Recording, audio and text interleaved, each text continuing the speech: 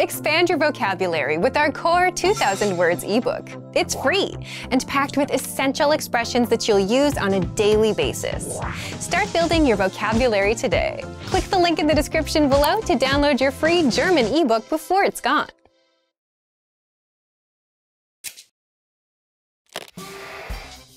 Hi everyone! Welcome to the Ultimate German Pronunciation Guide.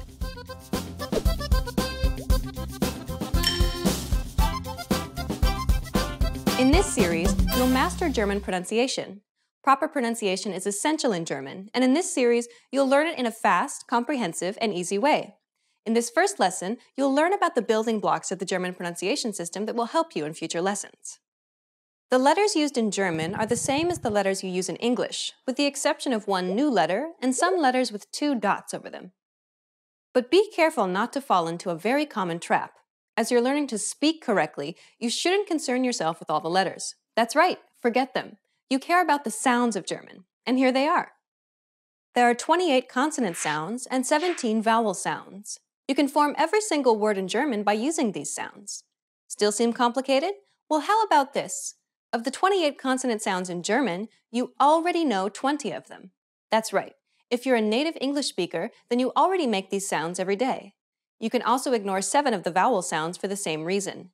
The only thing standing between you and perfect German pronunciation are 8 new consonant and 10 new vowel sounds. You can handle that.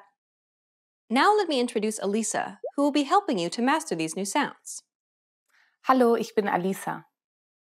Alisa will be giving you native pronunciation examples to imitate. But for this first lesson, just sit back and listen to the unique sounds of German.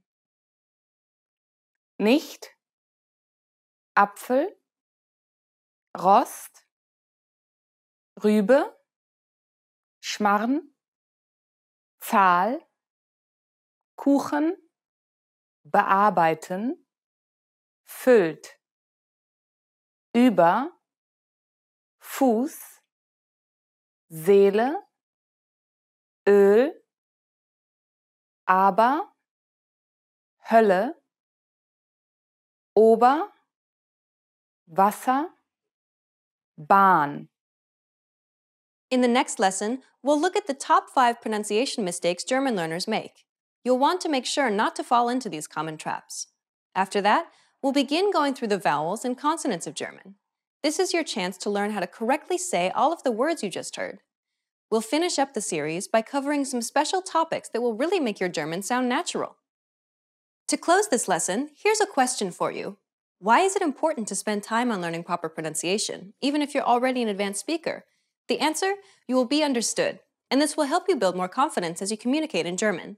For beginners, you're creating a strong foundation to build on. And for more advanced students, this is your chance to improve your accent and lose any bad habits you may have picked up. What is hard about pronouncing German to you? Tell us about it in the comments. See you in the next Ultimate German Pronunciation Guide lesson.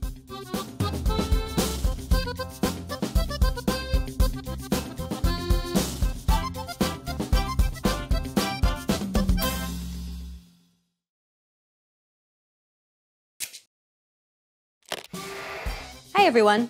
Welcome to the Ultimate German Pronunciation Guide.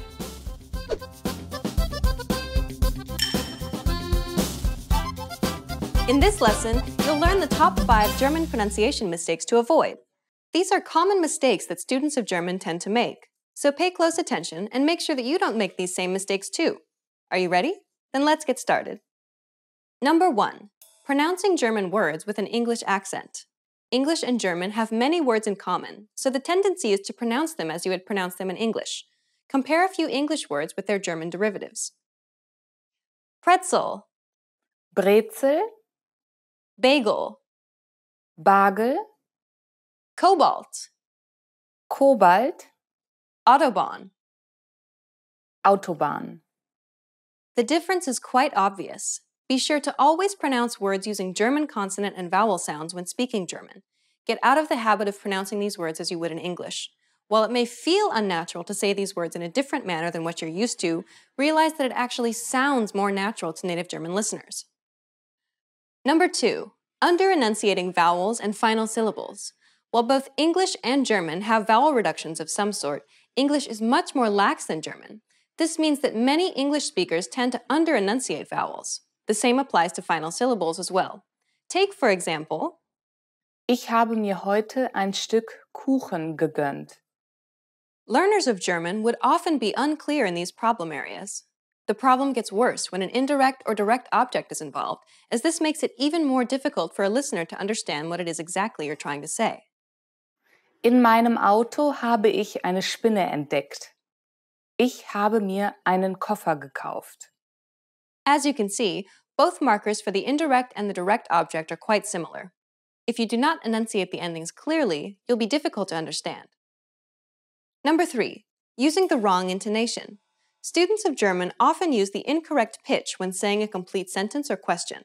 When you connect phrases leading up to a complete sentence, the endings of each phrase should rise in pitch. It's only at the final phrase of the sentence that the pitch falls if it's a statement. Take a look at this example. Marie macht das Fenster zu, denn ihr ist kalt. Notice how the pitch rises at the end of the first clause and falls at the end of the sentence? Würden Sie mir verraten, wie ich zum Bahnhof komme? Once again, the pitch rises at the end of the first clause, but this time the pitch also rises at the end since it's a question. Number 4, mispronouncing the German R. R. English speakers typically associate all R-like sounds with some manner of articulation using the tip of the tongue and somewhere in the front part of the mouth. The German R, however, actually comes from the throat using the back of the mouth. Listen to a few examples which use this letter. Rost, Rast, Rutsch.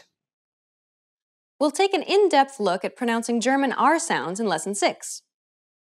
Number 5, mispronouncing consonant combinations with the letter S. When combined with other consonants in German, the letter S typically changes to a sh sound. When S is paired with an H, Show, Schare Ware. when S is paired with CH, Scheck, komisch, Fisch. when S is paired before a P at the beginning of a word or the first syllable, Spiel, sprechen. when S is paired before a T at the beginning of a word or the first syllable. Stadt, studieren. As you can see, there are many instances in which the letter S changes to a sh sound. We'll cover more of this in Lesson 8. Now you know the top 5 German pronunciation mistakes to avoid. Try to be careful so that you don't make these same mistakes. Still feel a bit worried? Over the rest of this series, we'll cover all of these topics in depth. In the next lesson, we'll start learning vowel sounds in German. Have you been guilty of any of these 5 mistakes? Have you learned any tricks to deal with them? Let us know in the comments and share them with other students like you. See you in the next Ultimate German Pronunciation Guide lesson.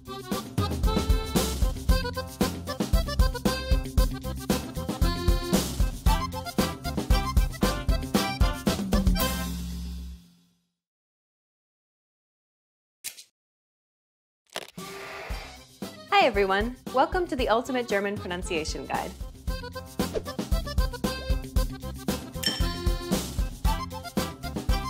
In this lesson, you'll learn all 17 German vowel sounds.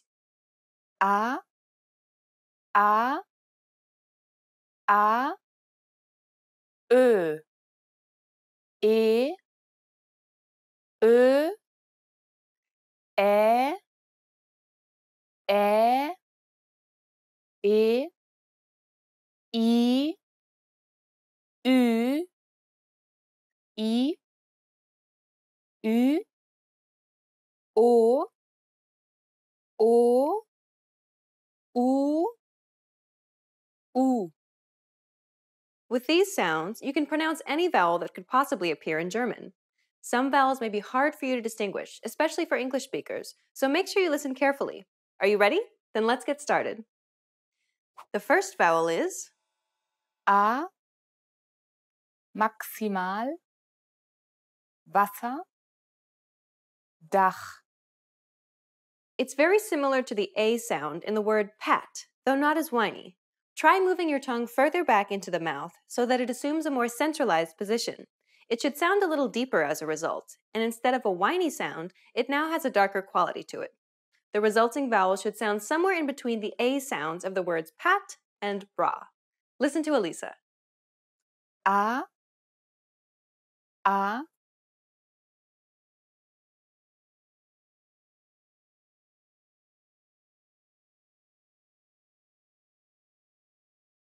A, A, The next vowel is A, Bahn, Saal, Vater. This is identical to the previous sound, except it's held for twice as long. A, A,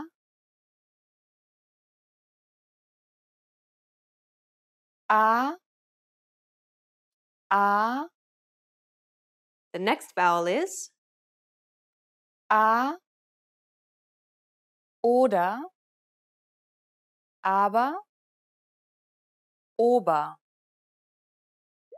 This is identical to the previous sound, except that the tongue is raised a tiny bit higher. The sound typically occurs at the end of a word and is pronounced softly. A,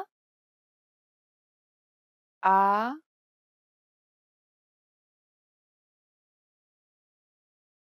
A, A, The next vowel is Ö, Hölle, göttlich, erörtern. This sounds roughly like the U in the word hurt.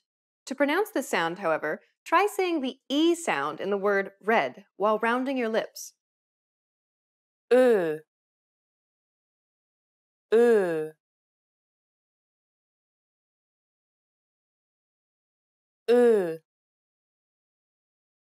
Ö. The next vowel is E, Seele, Meer, Beet. This sounds a little bit like the double E in the word feet, except your tongue is not as high. Try to relax your jaw and say it as if to allow the vowel to spill out. Listen to Elisa. E, E,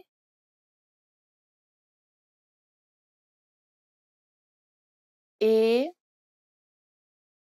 E, The next vowel is Ö, öde, hören, schön.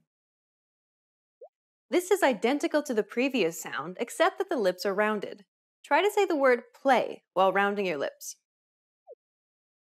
Ö, Ö.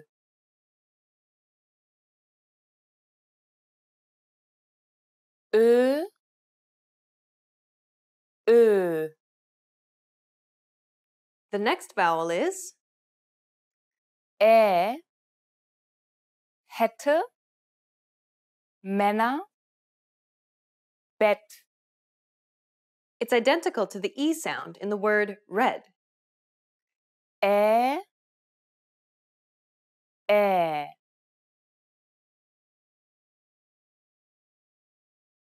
Ä, Ä. The next vowel is Wähle, spät, Länge. This is identical to the previous sound, except that it's pronounced twice as long. Ä, Ä. Ä, Ä. The next vowel is halte, behalten, gesund. It's identical to the E sound at the end of the word problem. E, E.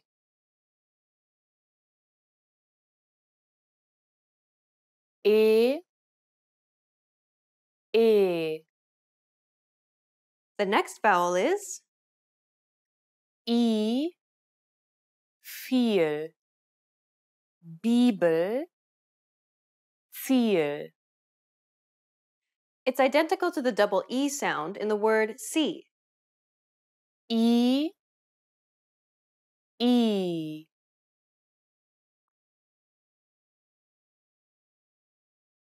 I, I. The next vowel is Ü, über, Mykene, Rübe. It's identical to the previous sound, except that the lips are rounded. Try saying the word see while rounding your lips. Ü, Ü.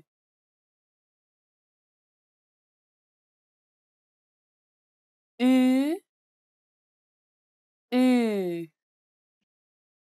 The next vowel is I, bitte, willig, bist. It's identical to the I sound in the word it. I, I. I, I.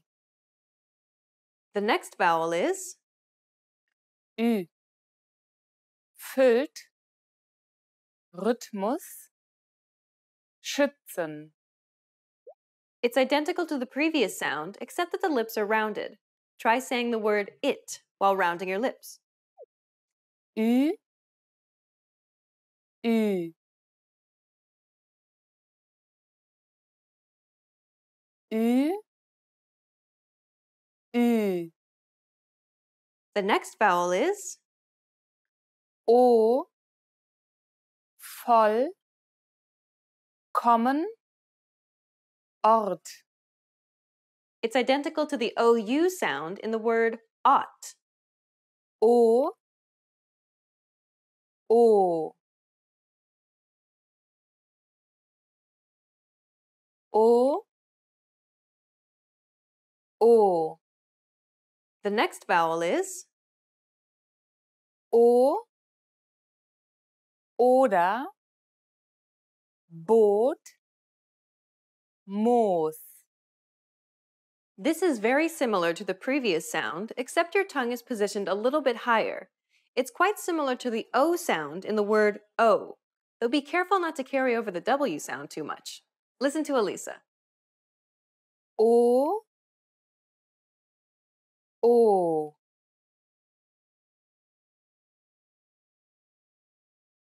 O, O.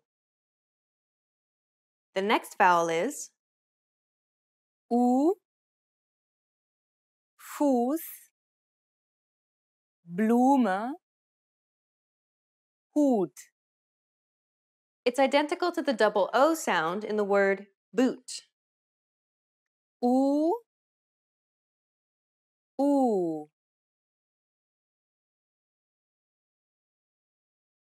U, U.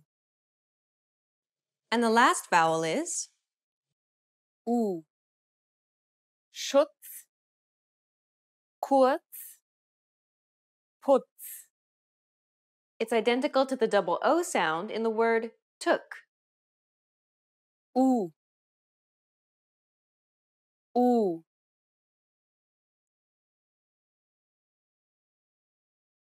U, U. Well done! You've just learned all 17 vowels in German.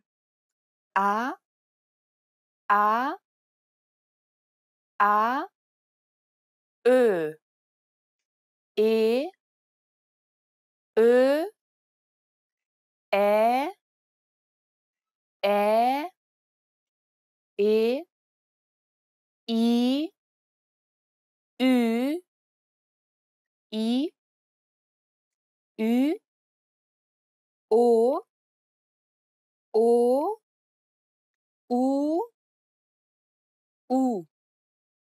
In the next lesson, you'll start learning consonant sounds. There were a lot of vowel sounds in this lesson, but which vowel sound was the most difficult for you to learn? Please comment and share your thoughts. See you in the next Ultimate German Pronunciation Guide lesson.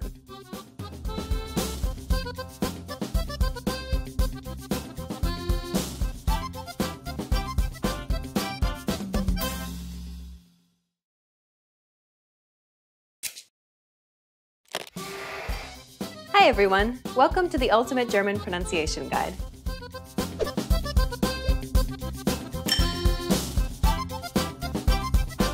In this lesson, you'll learn 10 German consonants.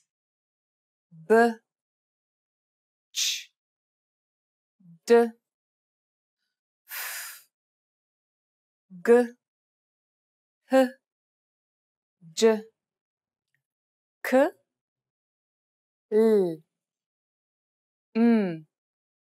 These consonant sounds are identical to the ones in English, so if you know English, they should already be familiar to you. Are you ready? Then let's get started.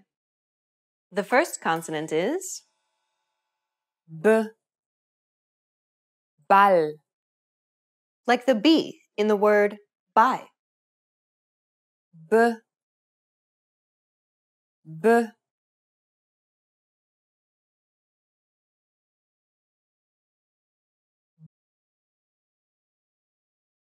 B, B, The next consonant is ch, match, like the ch sound in the word match. ch, ch,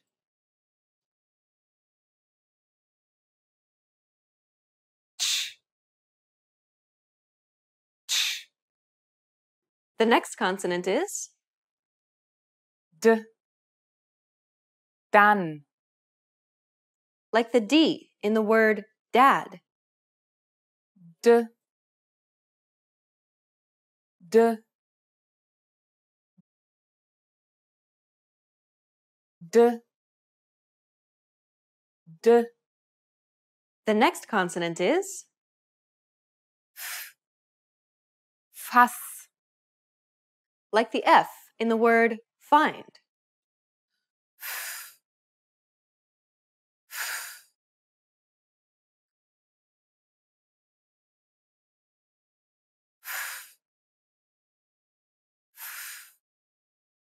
The next consonant is g, Gast, like the G in the word goggle. g, g,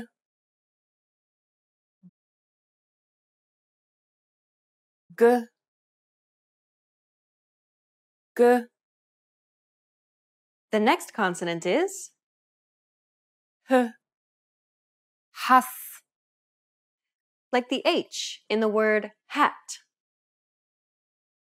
H,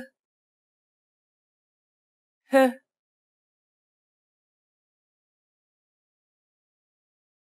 H, H. The next consonant is J, Dschungel, like the J in the word judge. J, J,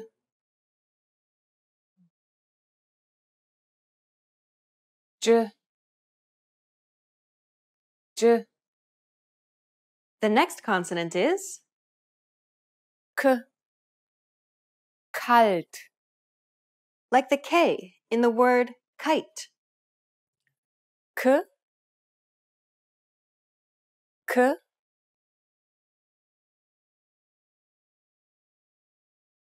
K,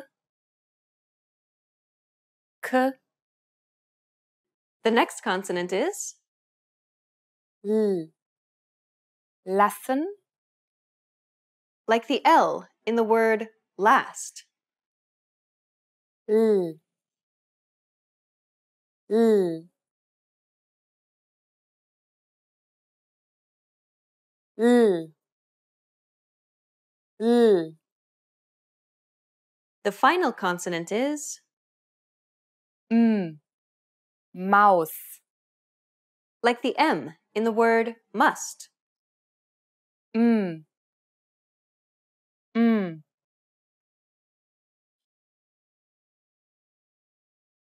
mm, mm. Well done! You just learned your first 10 German consonants. B, ch, d, f, g, h, j, k, l, In In the next lesson, you'll learn 10 more consonant sounds that are identical to the ones in English. Was seeing the pronunciation illustrations helpful? Please comment and share your thoughts. See you in the next Ultimate German Pronunciation Guide lesson.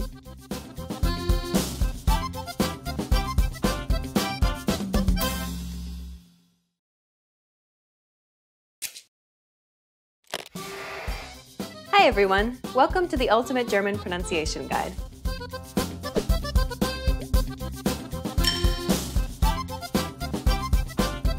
In this lesson, you'll learn 10 German consonants.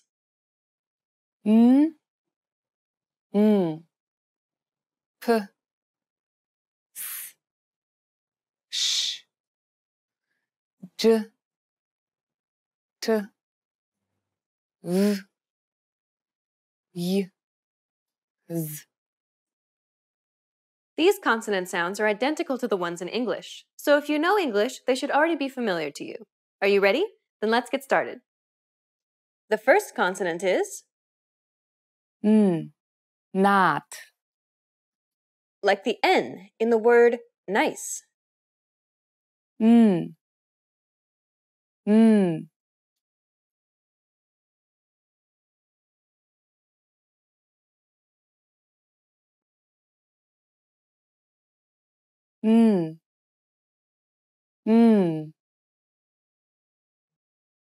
The next consonant is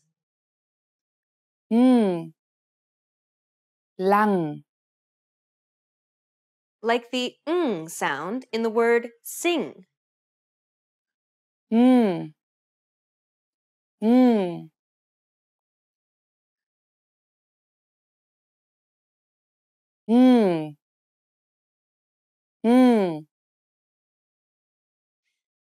The next consonant is P, Pakt, like the P sound in the word pain. P, P,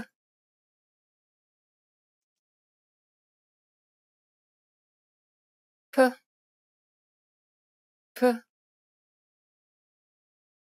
The next consonant is Bis,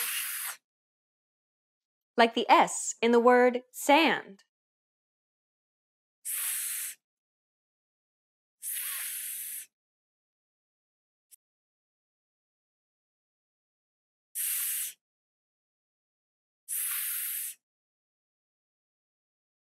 The next consonant is Sch, Schön, like the sh sound in the word shy. Sch, Sch,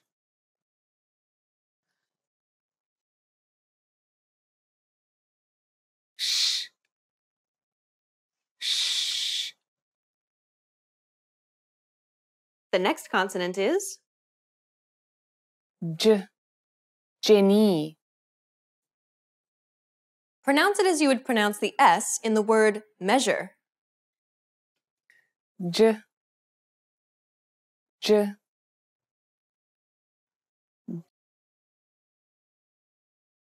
J, J,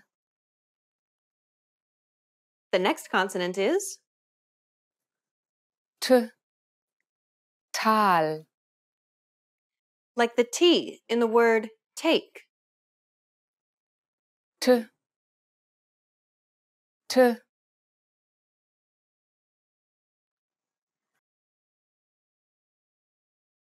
T, T, The next consonant is W, Wächter, like the V in the word vanish. W, W,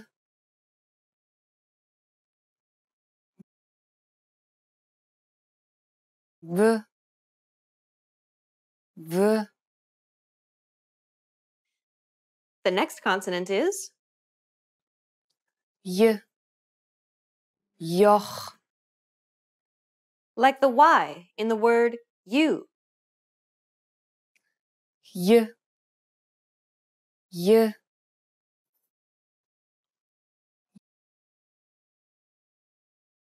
J, J,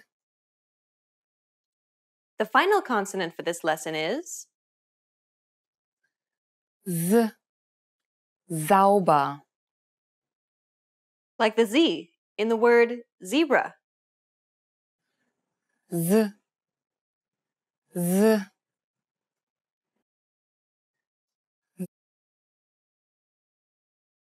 Z, Z. Well done! You just learned another 10 German consonants. N, N, P, S, Sch, J, T, V, J, Z. In the next lesson, you'll learn 7 new consonant sounds. These sounds don't appear in English, so they'll be trickier than the last group. See you in the next Ultimate German Pronunciation Guide lesson.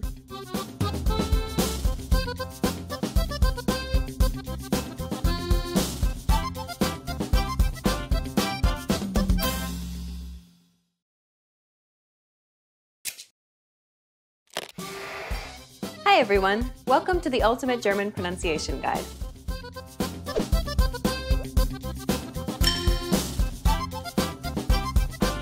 In this lesson, you'll learn 5 German consonants.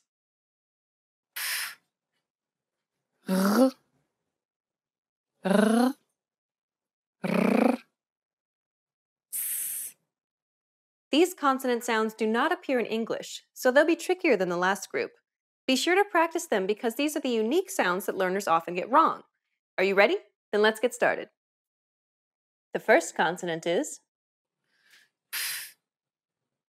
Pfahl, Apfel, Pferd. This is a pretty rare sound that doesn't appear in many languages. It is essentially a P and an F sound combined. One way to produce this sound is to say the English word cupful. Pay attention to the way the bottom lip and teeth meet and separate when producing this sound.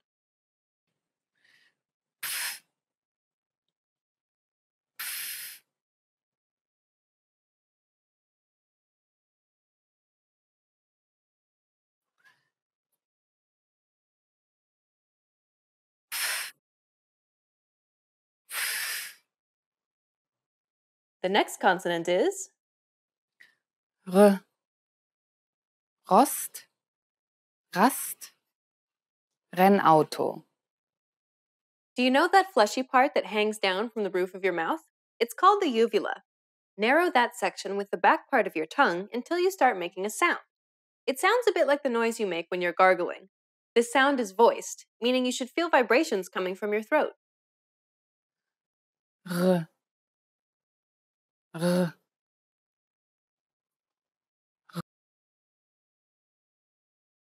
R, R. The next consonant is R, Rübe, Ruhrgebiet, Reifen. This consonant also utilizes the uvula. Lightly contact it with the back part of your tongue and try to direct just enough air through it so that the opening opens and closes rapidly. This kind of articulation is called a trill. The sound is also voiced, so you should feel vibrations coming from your throat. R, R,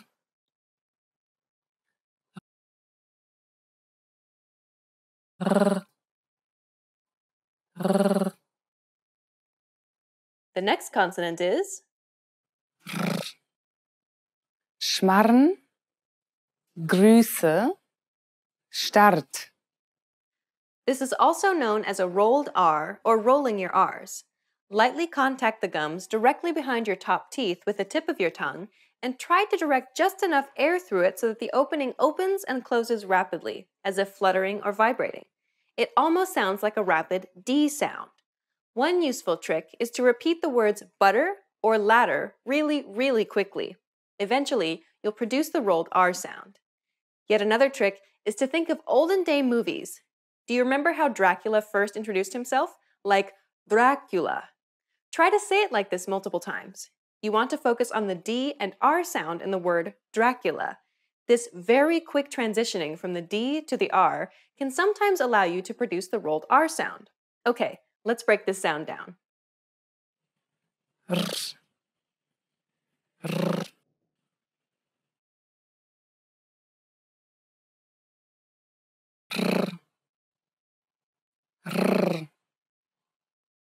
The final consonant for this lesson is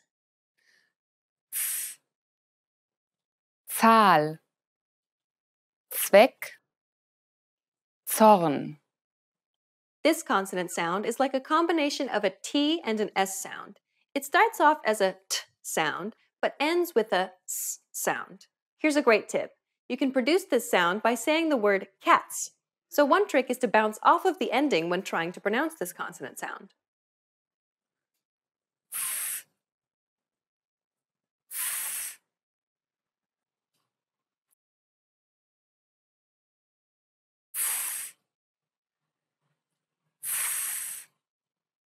Well done! You just learned 5 German consonants. R, R, R. These consonant sounds do not appear in English, so be sure to practice them. In the next lesson, you'll learn 3 more consonant sounds that are not in the English language. How difficult were they to learn? Please comment and share your thoughts. See you in the next Ultimate German Pronunciation Guide lesson.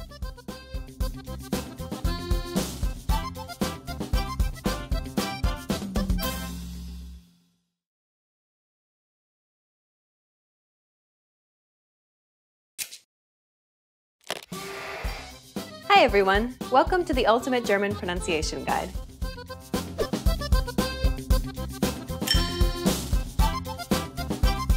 In this lesson, you'll learn 3 new German consonants. Sh,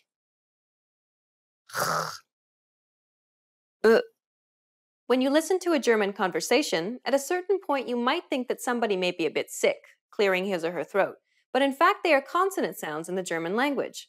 These sounds don't appear in English, so they'll be trickier than the last group.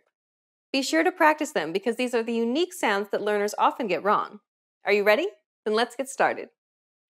The first consonant is sh. Ich, nicht, Sicht. Some English dialects actually pronounce this sound. Some Americans may produce this sound when pronouncing the word hue, for example. Try it. The sound is pronounced close to the roof of the mouth. Say a long, drawn-out E, and while holding that mouth position, just exhale strongly. The resultant noise should be turbulent, and this is how you should pronounce the sound. Listen to Elisa. Sh, sh.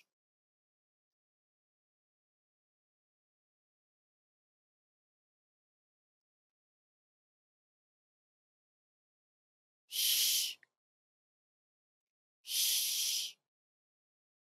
The next consonant is Bach, Loch, Fach.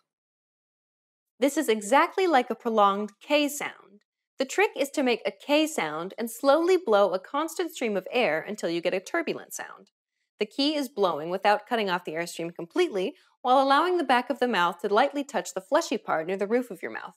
It's like the CH sound in the word yech, or the Scottish loch, as in Loch Ness.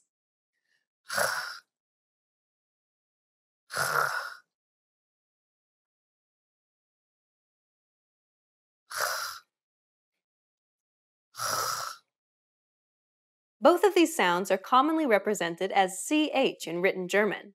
When to pronounce these sounds will depend on the vowel preceding it. Sh will follow vowels that are closer to the front of the mouth, such as Echt, Kirche, dich.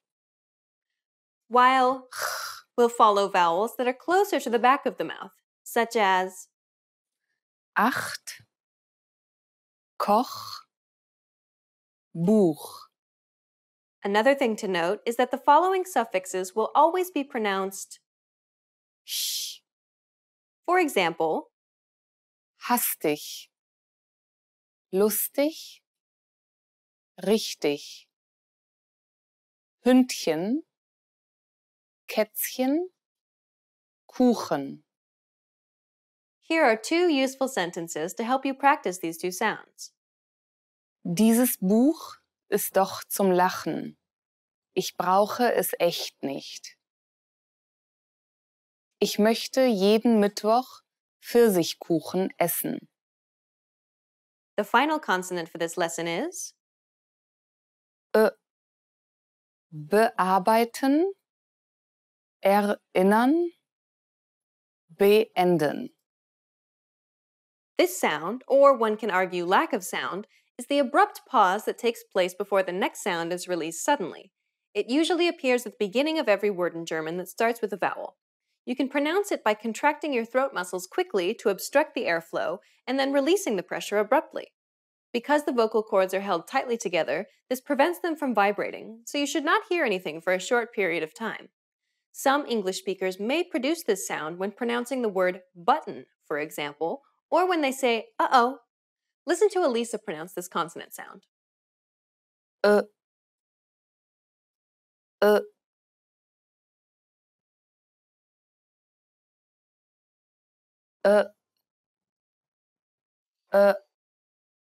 Well done. You just learned 3 more German consonants. Sh.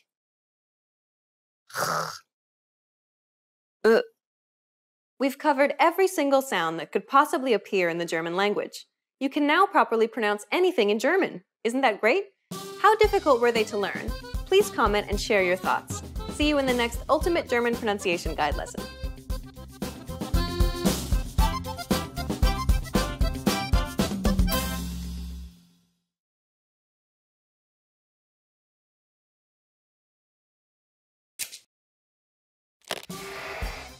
Hi everyone! Welcome to the Ultimate German Pronunciation Guide.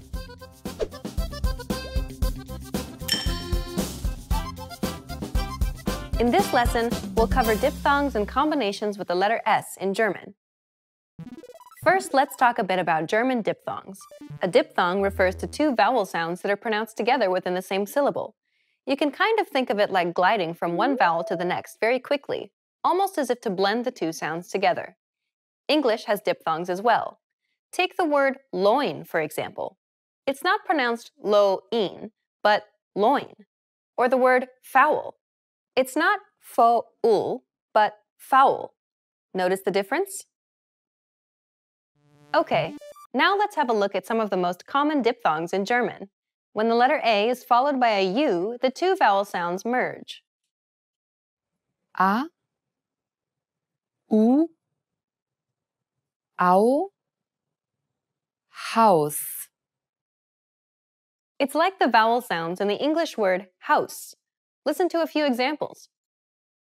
Maus, Frau, Auge, aus, brauchen. The next diphthong sound is I, Ei, Eier.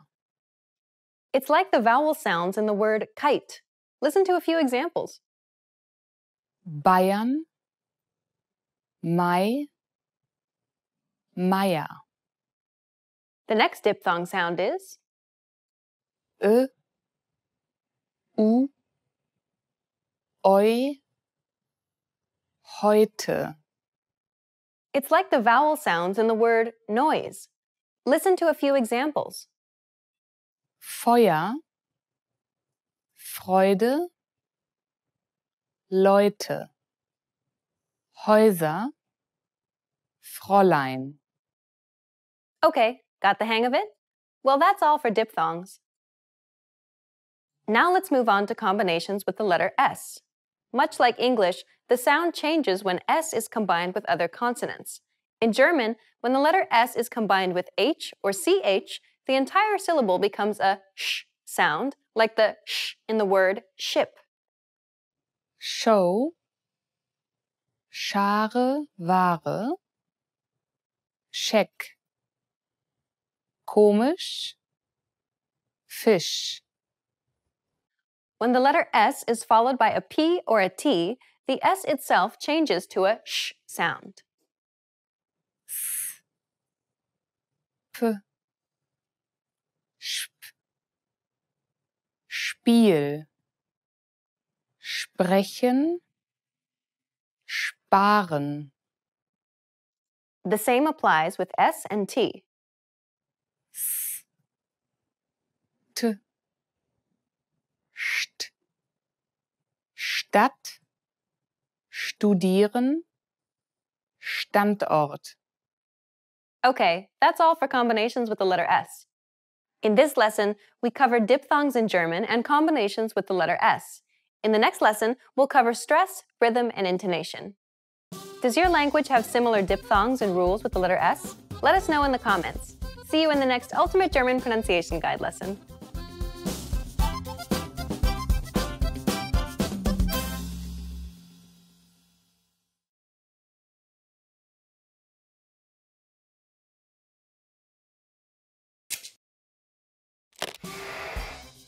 Hi everyone! Welcome to the Ultimate German Pronunciation Guide.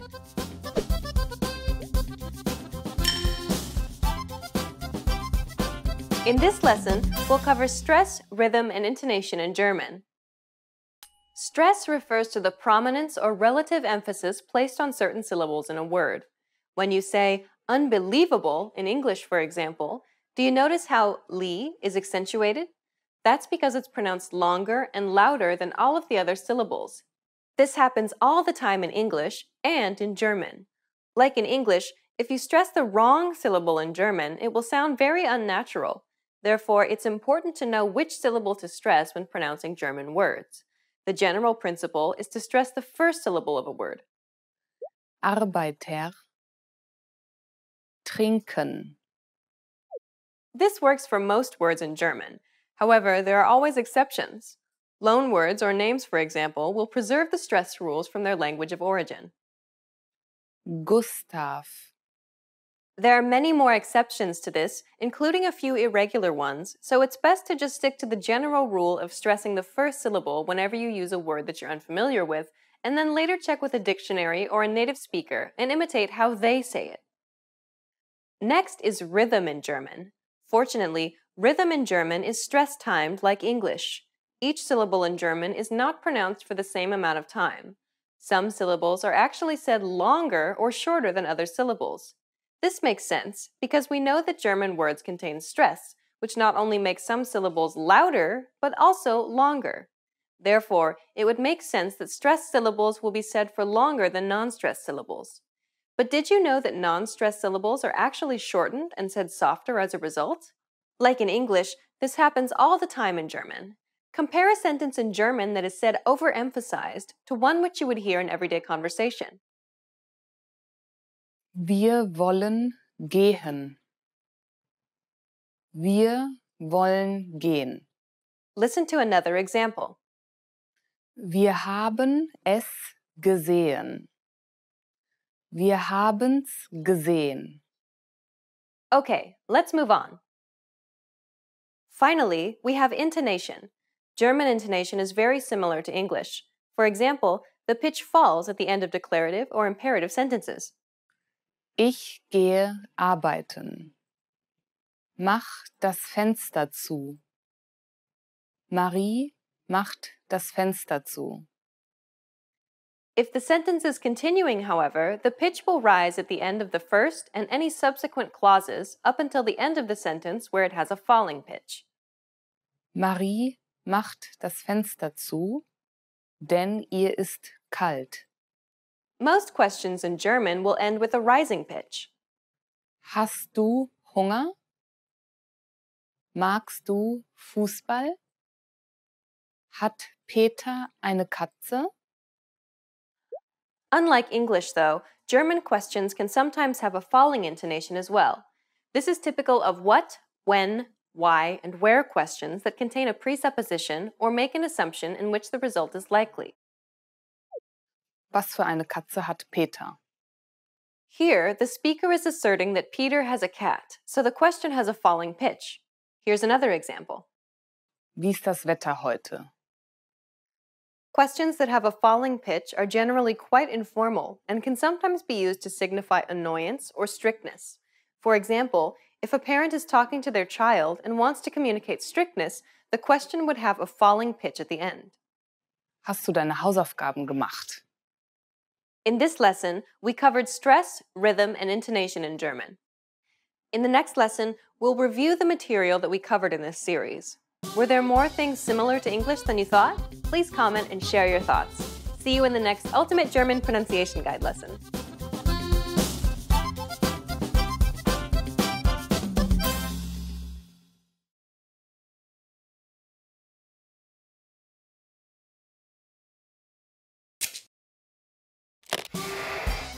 Hi everyone! Welcome to the Ultimate German Pronunciation Guide.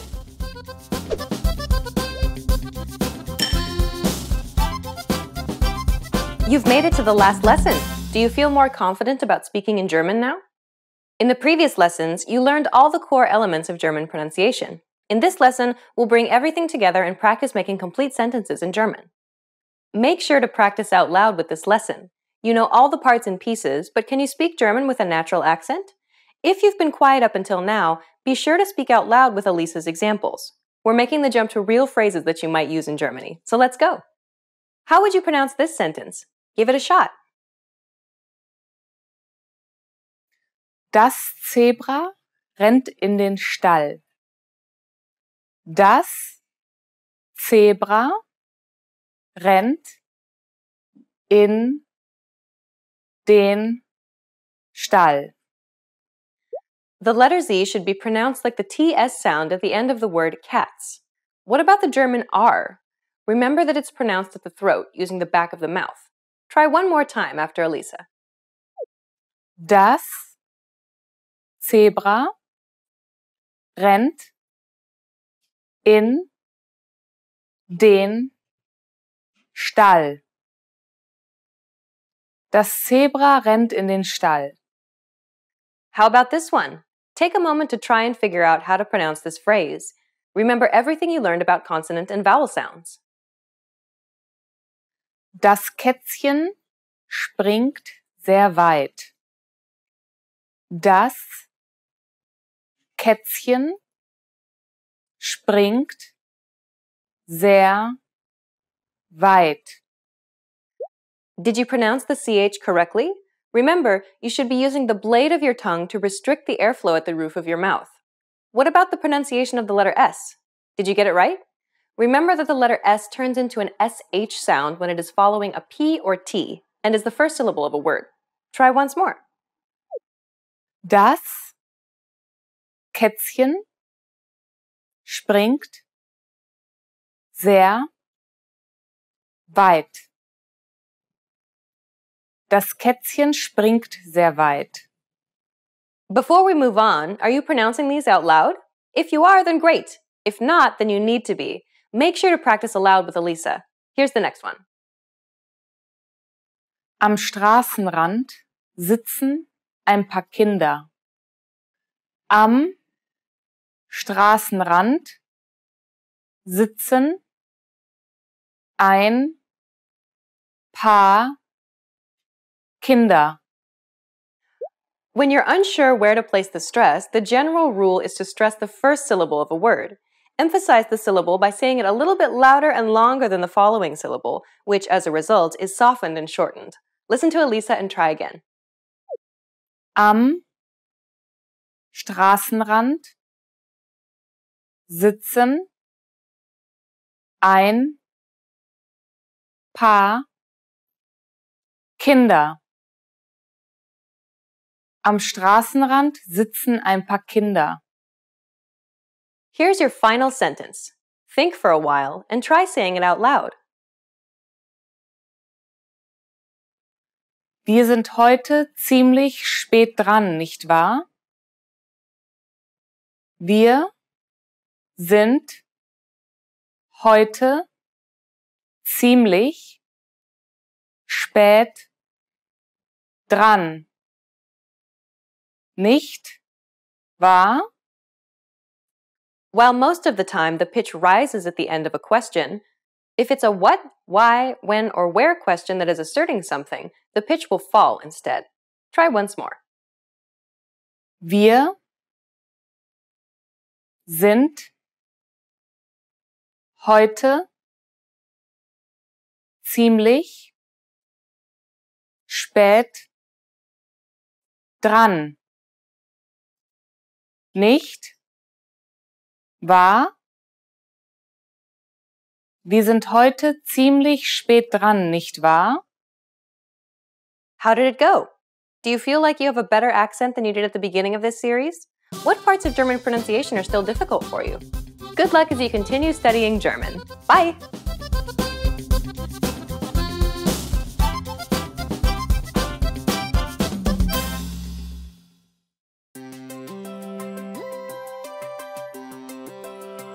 Hi everyone, I'm Alicia. Welcome to Conversational Phrases.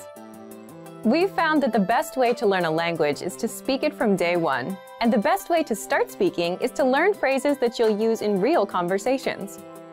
Today, we'll learn conversational phrases about occupations.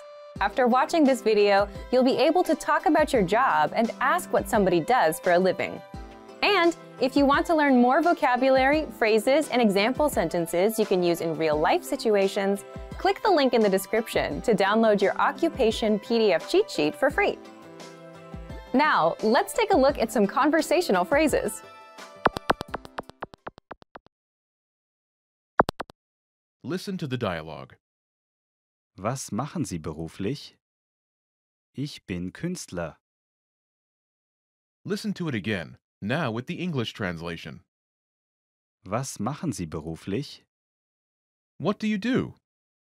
Ich bin Künstler. I'm an artist. First of all, you need to learn how to say, what do you do? That's. Was machen Sie beruflich? Listen to it again. Was machen Sie beruflich? Was machen Sie beruflich? This German sentence literally translates into, what do you do professionally? But it means, what do you do in English? Now, how do you answer this question? This is the pattern you'll need. Ich bin, Your occupation. I'm an, your occupation. For example, I'm an artist. ich bin Künstler. Ich bin Künstler.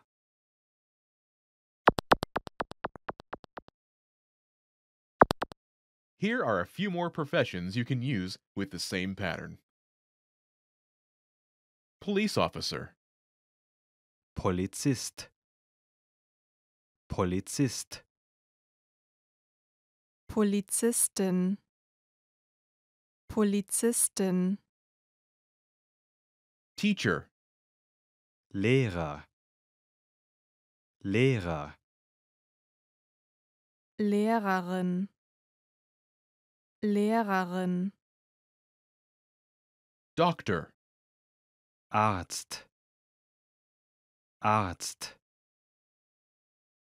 Ärztin, Ärztin, engineer, Ingenieur. Ingenieur. Ingenieurin, Ingenieurin,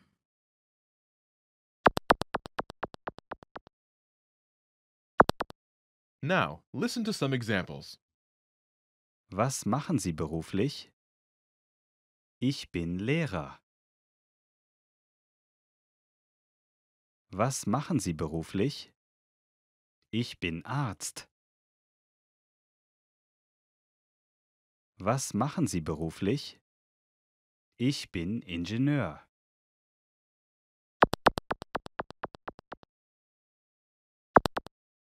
Okay, now it's your turn. Do you remember how to say, what do you do?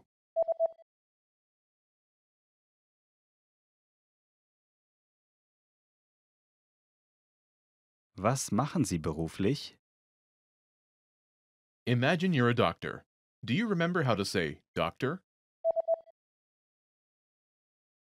Arzt. Arzt. Say, I'm a doctor.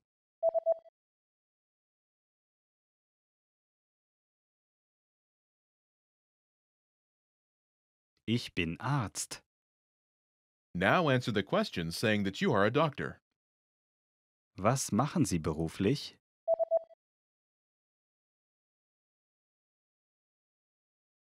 Ich bin Arzt. Now, imagine you're a teacher. Do you remember how to say teacher? Lehrer. Lehrer. Say, I'm a teacher.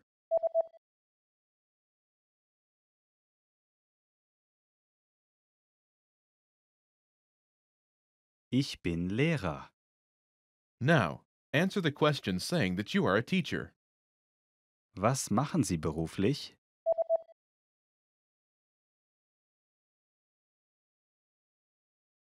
Ich bin Lehrer. Now, imagine you're an engineer. Do you remember how to say engineer?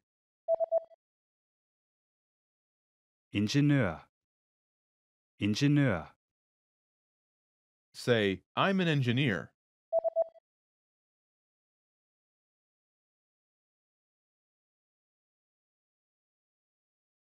Ich bin Ingenieur. Now, answer the question saying that you are an engineer. Was machen Sie beruflich?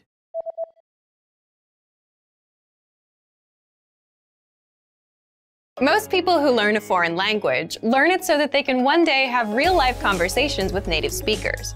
When you start out learning and crack open your first textbook or listen to your first podcast, having a real conversation can feel like a fantasy.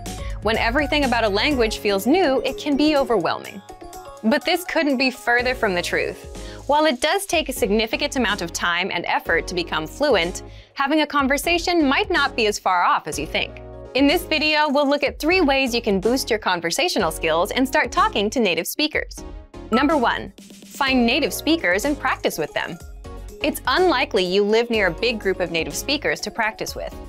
If you happen to be in a major or international city, your chances may be better. Check and see if your city has a general language exchange. Chances are there could be a native speaker there who is also trying to learn another language. Practicing in person with a native speaker is probably the most interesting option for honing your speaking skills. But if you can't find anyone where you live, the next best option is to look online. Luckily for language learners, the past 10 years or so have seen an explosion in online language exchange sites.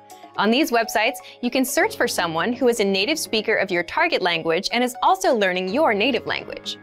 The idea behind a language exchange is that you communicate with them via video or text chat, and half of the time, they help you practice your target language. And for the other half, you help them practice theirs. Practicing via an online language exchange is a highly effective way to practice your conversational skills. Number 2, work on pronunciation. Pronunciation is often an overlooked skill when it comes to learning a foreign language. Most people think of a good foreign accent as a luxury rather than a necessity. But what most people don't talk about is how having a good accent boosts your listening and comprehension skills. If you can hear a sound from a foreign language and know how to make it yourself, then you're more likely to understand native speakers when they talk at normal speed, and you're also more likely to remember any new words or phrases you come across. Having a good accent means that the language no longer sounds foreign. Instead, it sounds familiar, maybe even natural. So how do you go about perfecting your accent? The best way is to break down the language into its individual sounds. Make note of any sounds that are the same or similar to your native language and of those that are different. Of the sounds that are different, spend your time practicing the ones that you find the hardest to say correctly.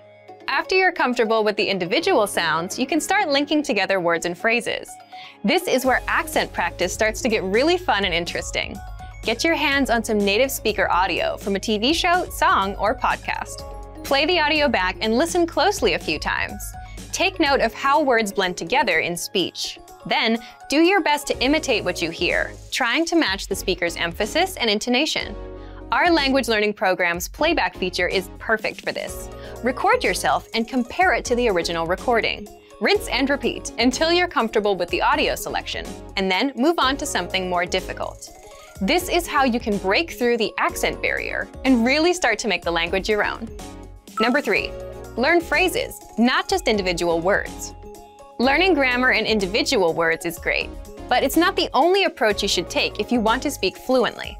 In addition to your regular grammar and vocabulary, try learning whole phrases, even if you aren't totally sure how they work grammatically. Learn phrases that are specific to your needs. It's a good idea to learn phrases that are grouped around a certain setting or subject, such as simple greetings or introductions, questions for getting to know someone, or traveling comfortably. You can even learn filler phrases, which you can use so that you have something to say when, well, you don't know what to say. Learning phrases like this will help you become conversational faster. You may not understand what you're saying literally, but as long as you know the general meaning behind the phrase and know when to use it, you'll be able to talk like a native. Eventually, your knowledge of grammar and vocabulary should catch up with the phrases you know. Learning a new language should feel like an adventure. There will be plateaus and periods in your learning where it feels like you're hitting a wall, but being able to speak with native speakers and have real conversations will help you combat language fatigue. After all, talking to someone face-to-face in a foreign language is one of the main reasons we start learning in the first place. And for even more ways to gain conversation skills, check out our complete language learning program. Sign up for your free lifetime account by clicking on the link in the description. Get tons of resources to have you speaking in your target language. And if you enjoyed these tips, hit the like button, share the video with anyone who's trying to learn a new language, and subscribe to our channel. We release new videos every week. I'll see you next time. Bye!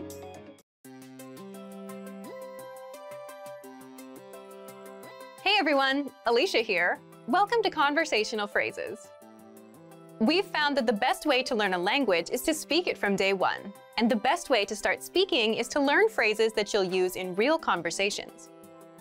In this lesson, we'll learn conversational phrases to answer the question, how's your mother? After watching this video, you'll be able to talk about well-being and ask how someone is doing. And if you want to learn more vocabulary, phrases, and example sentences you can use in real-life situations, click the link in the description to download your Conversation About Family Well-Being PDF cheat sheet for free. Now let's take a look at some conversational phrases.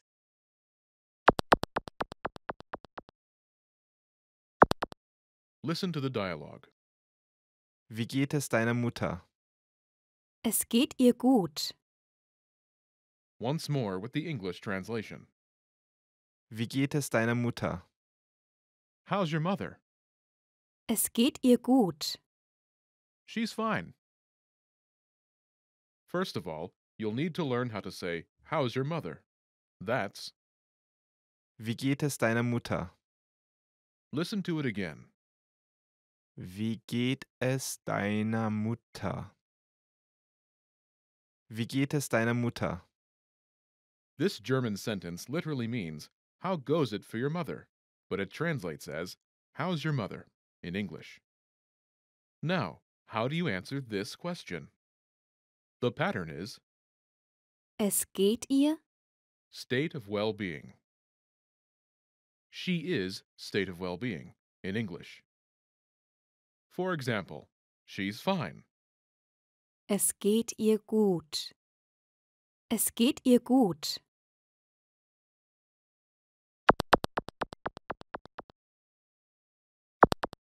Here are a few expressions related to well-being that you can use with this pattern. Great. Großartig. Großartig. Fine. Gut. Gut. So-so. So lala. So lala. Not good. Nicht gut. Nicht gut.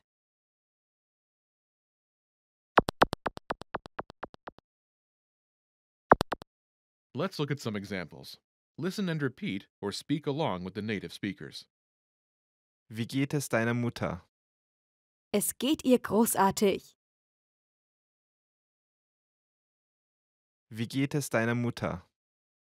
Es geht ihr so lala. Wie geht es deiner Mutter? Es geht ihr nicht gut.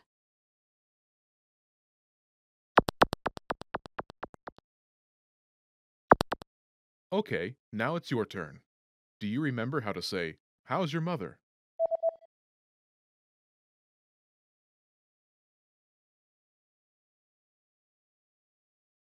Wie geht es deiner Mutter? Imagine she's great. Do you remember how to say, "Great"? Großartig. Großartig. Say, "She's great."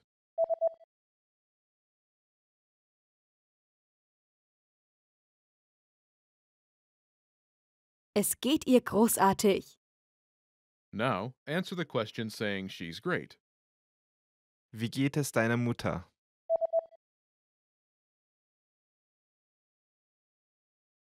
Es geht ihr großartig.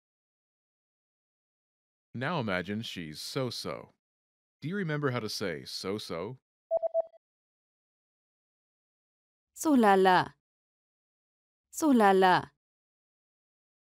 Say, "She's so-so."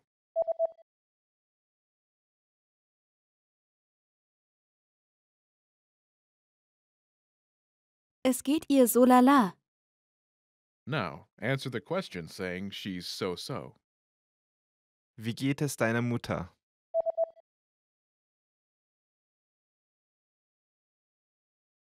Es geht ihr so lala. Now imagine she's not good. Do you remember how to say not good? Nicht gut. Nicht gut. Say, "She's not good."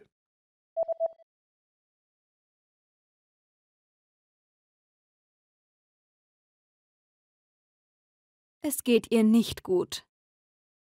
Now, answer the question saying she's not good. Wie geht es deiner Mutter?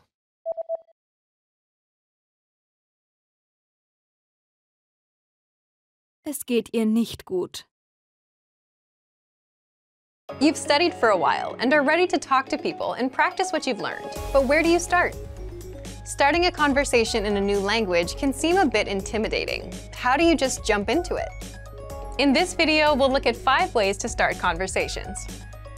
Number 1. Introduce yourself in your target language. This is usually one of the first things you learn when you start studying a new language. And sometimes, starting a conversation, or continuing one, is as simple as introducing yourself. Number 2. Talking about the weather. This is a universal talking point. People talk about the weather all over the world. And just saying, "It's really nice today," is enough to start a conversation. A great way to practice your weather conversation skills is to check out our Can-Do lesson pathway. This series of lessons teaches you how to talk about the weather in your target language. Number 3. Give compliments. Compliments are a great way to start a conversation. You can compliment something about your conversation partner's city, country, or something specific to them personally. "Hey, your bag is super cute," or "That ice cream looks delicious."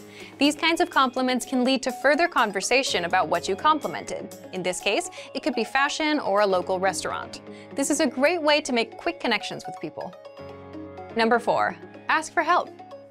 For example, you can ask for directions, ask about prices, or request recommendations for restaurants or shopping spots, and let the conversation go from there. People are usually happy to lend a helping hand to tourists who are visiting their city. Number 5. Learn phrases for transactions. This could include getting a room at a hotel, or telling a taxi driver where to go. When you're traveling overseas, you'll need to talk to other people in your target language. And while this might be a bit scary at first, you'll find that the people you meet are just happy that you're trying to communicate with them. So get started talking in your target language now. For even more tips on how to start conversations, check out our complete language learning program. Sign up for your free lifetime account by clicking on the link in the description. Get tons of resources to have you speaking in your target language. And if you enjoyed these tips, hit the like button, share the video with anyone who's trying to learn a new language, and subscribe to our channel. We release new videos every week. I'll see you next time. Bye!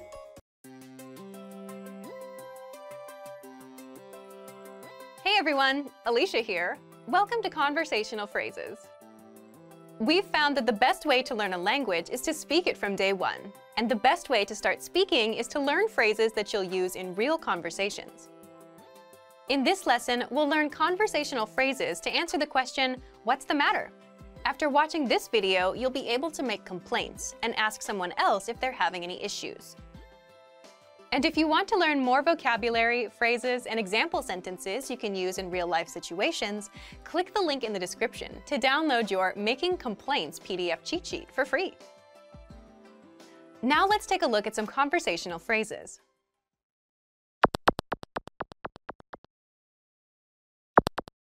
Listen to the dialogue. Ist alles in Ordnung? Das Büro ist heiß. Once more with the English translation. Ist alles in Ordnung? What's the matter? Das Büro ist heiß. The office is hot. First of all, you'll need to learn how to say, "What's the matter?" That's, Ist alles in Ordnung? listen to it again. Ist alles in Ordnung? Ist alles in Ordnung? This German sentence literally translates into, "Is everything in order?" But it means, "What's the matter?" in English. Now, how do you answer this question? The pattern is Das Büro ist. adjective. The office is adjective. For example, the office is hot. Das Büro ist heiß. Das Büro ist heiß.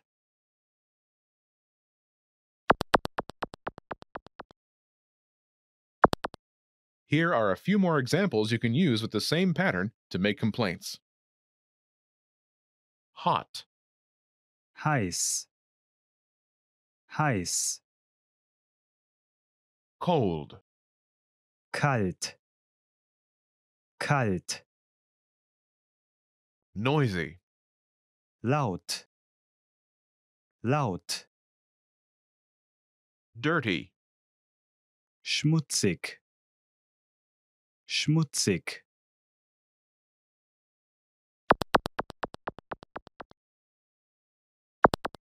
Let's look at some examples. Listen and repeat or speak along with the native speakers. Ist alles in Ordnung? Das Büro ist kalt. Ist alles in Ordnung? Das Büro ist laut. Ist alles in Ordnung? Das Büro ist schmutzig.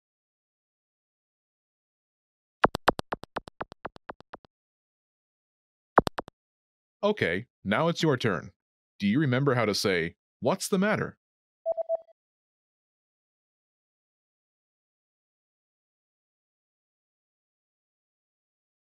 Ist alles in Ordnung? Imagine the office is cold.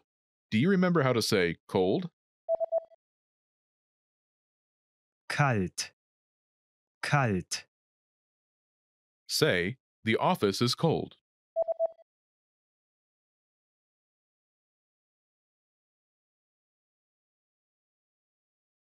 Das Büro ist kalt. Now answer the question saying the office is cold. Ist alles in Ordnung?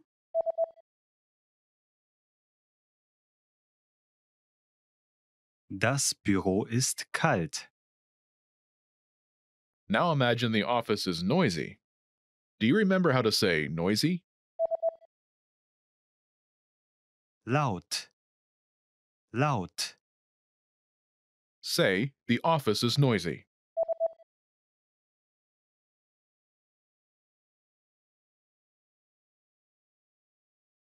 Das Büro ist laut. Now, answer the question saying the office is noisy. Ist alles in Ordnung?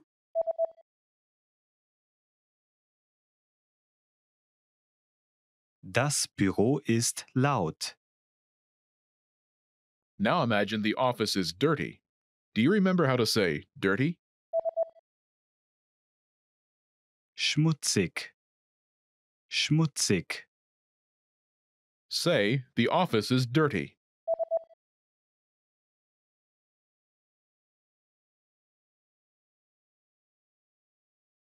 Das Büro ist schmutzig. Now answer the question, saying the office is dirty. Ist alles in Ordnung?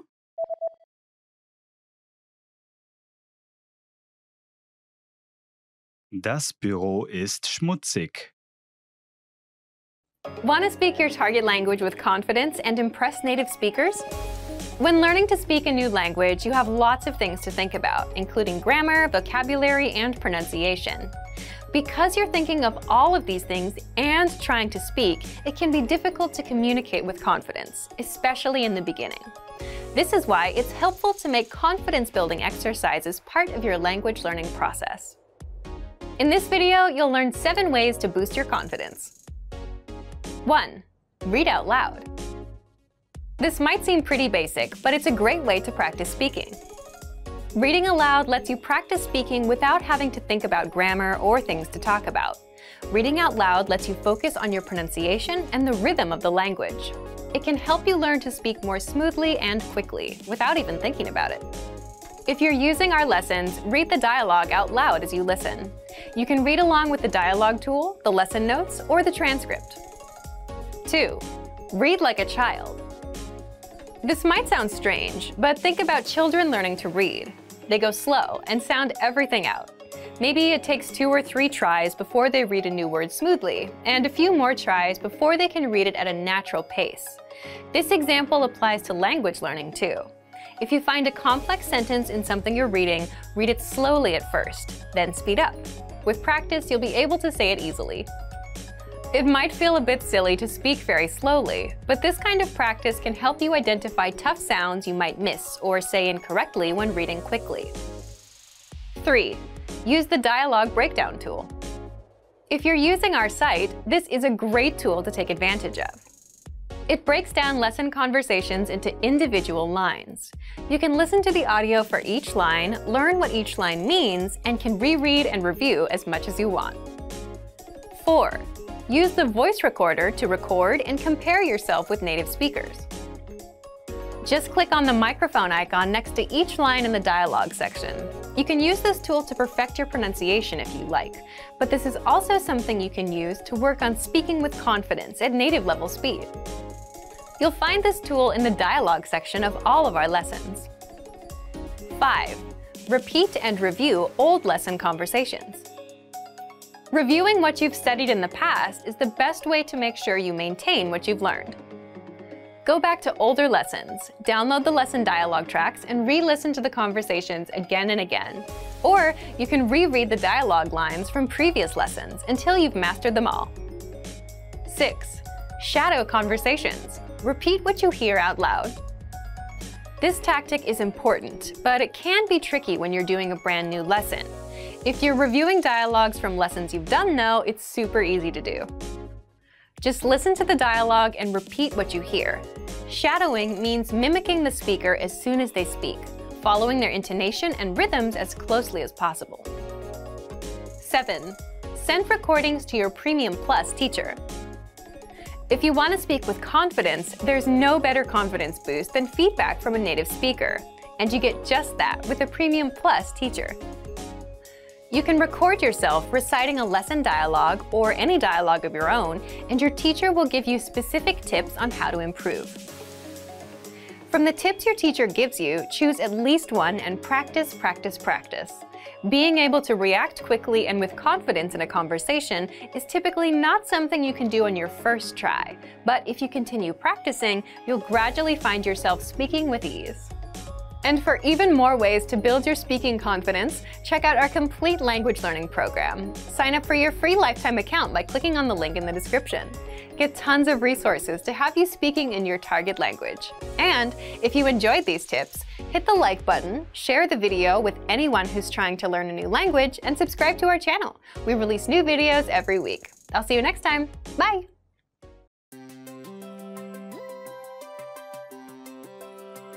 Hi everyone, I'm Alicia. Welcome to Conversational Phrases. We've found that the best way to learn a language is to speak it from day one. And the best way to start speaking is to learn phrases that you'll use in real conversations. In this lesson, you'll learn conversational phrases to ask and answer the question, how do you say this? After watching this video, you'll be able to ask someone how a word is pronounced. And if you want to learn more vocabulary, phrases, and example sentences you can use in real-life situations, click the link in the description to download your How to Say Something PDF cheat sheet for free. Now, let's take a look at some conversational phrases.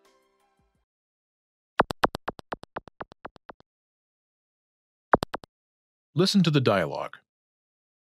Wie sagt man das? Es heißt Parkplatz. Once more with the English translation. Wie sagt man das? How do you say this? Es heißt Parkplatz. It's parking lot. First of all, you'll need to learn how to say, how do you say this? That's, Wie sagt man das? listen to it again.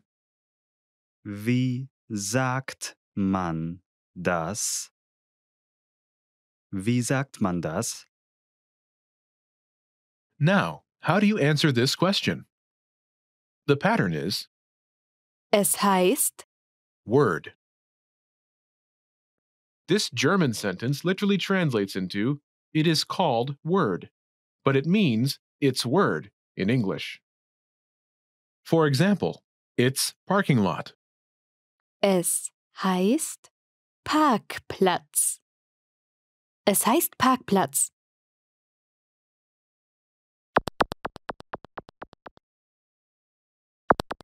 Here are a few useful words you can use with the same pattern. Parking lot, Parkplatz. Parkplatz. dog, Hund. Hund. travel, Reisen. Reisen. morning, Morgen. Morgen.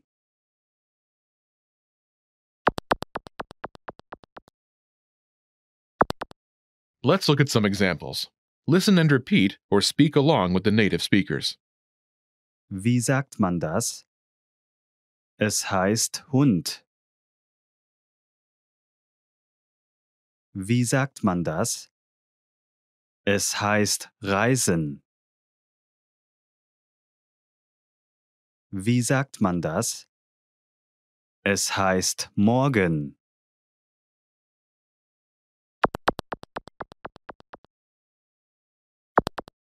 Okay, now it's your turn. Do you remember how to say, how do you say this?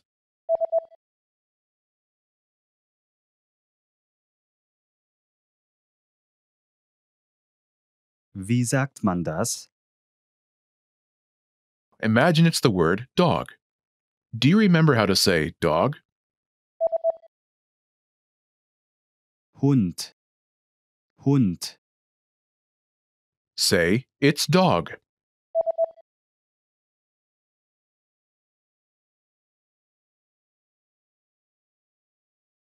Es heißt Hund. Now answer the question saying it's dog. Wie sagt man das?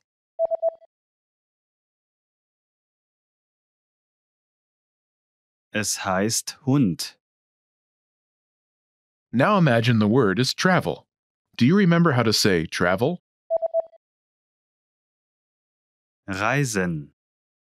Reisen. Say, it's travel.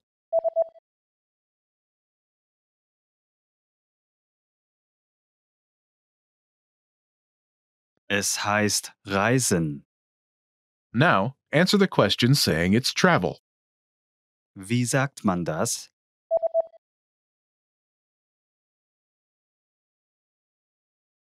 Es heißt Reisen. Now imagine it's the word morning. Do you remember how to say morning?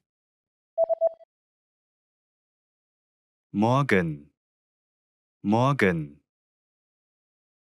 Say, it's morning.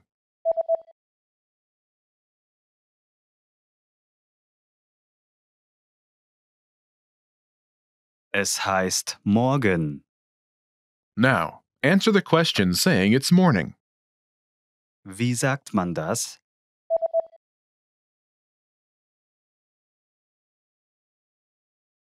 Es heißt morgen.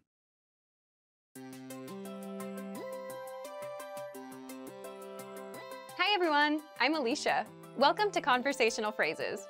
We've found that the best way to learn a language is to speak it from day one. And the best way to start speaking is to learn phrases that you'll use in real conversations. In this lesson, we'll learn conversational phrases to answer the question, what's your favorite number? After watching this video, you'll be able to say many numbers and ask someone their favorite number. And if you want to learn more vocabulary, phrases, and example sentences you can use in real-life situations, click the link in the description to download your Talking About Numbers PDF cheat sheet for free. Now, let's take a look at some conversational phrases.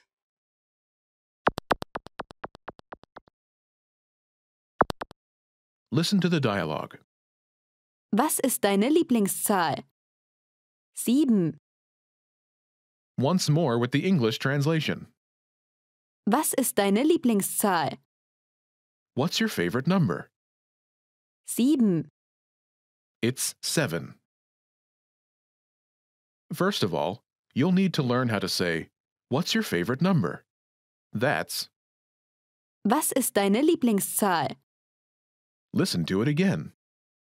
Was ist deine Lieblingszahl? Was ist deine Lieblingszahl? Now, how do you answer this question? The pattern is number. In German, we only say the number as the answer. For example, it's 7. 7. 7.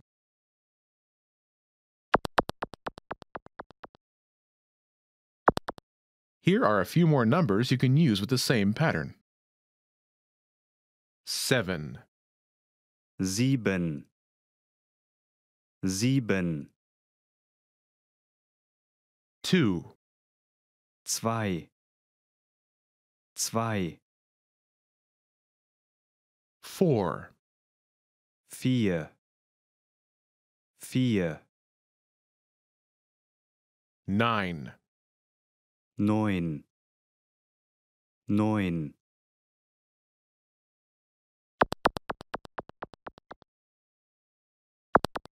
Let's look at some examples. Listen and repeat or speak along with the native speakers. Was ist deine Lieblingszahl? 2. Was ist deine Lieblingszahl? 4. Was ist deine Lieblingszahl? 9.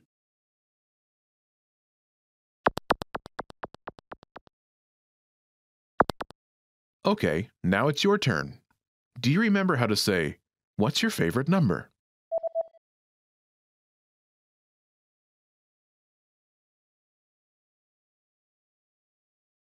Was ist deine Lieblingszahl? Imagine it's 2. Do you remember how to say 2? 2. 2. Say, it's 2.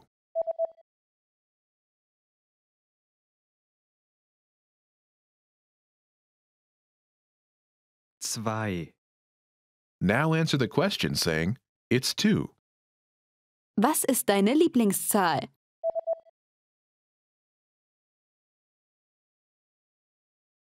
Zwei. Now imagine it's 4. Do you remember how to say 4? 4. 4. Say, it's 4.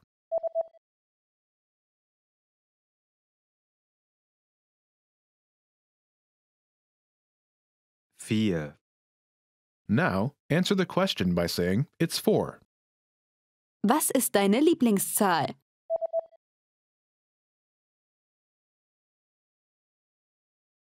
Vier. Now imagine it's 9. Do you remember how to say 9? Neun. Neun. Say, it's 9.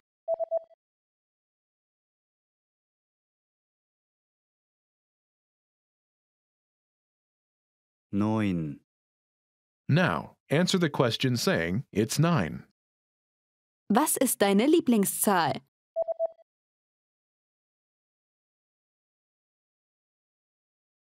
9. Want to speak and understand more of your target language? If so, of course, you'll need to know more words and phrases than you do now. In this video, we'll cover 5 ways to master new words and phrases fast. Number 1, use our free vocabulary list. This is a free library of vocabulary and phrase lessons for all kinds of situations. You can learn words and phrases for current events, holidays like Halloween and Thanksgiving, and useful topics, like the top 10 ways to say hello, conversational phrases, and more. You'll learn phrases that you won't find in textbooks. If you want to learn extra fast, use the slideshow tool. Just tap or click on View Slideshow, then sit back and review the words and phrases. Find the vocabulary lists in the vocabulary drop-down menu on the site. These vocabulary lists are free for all users.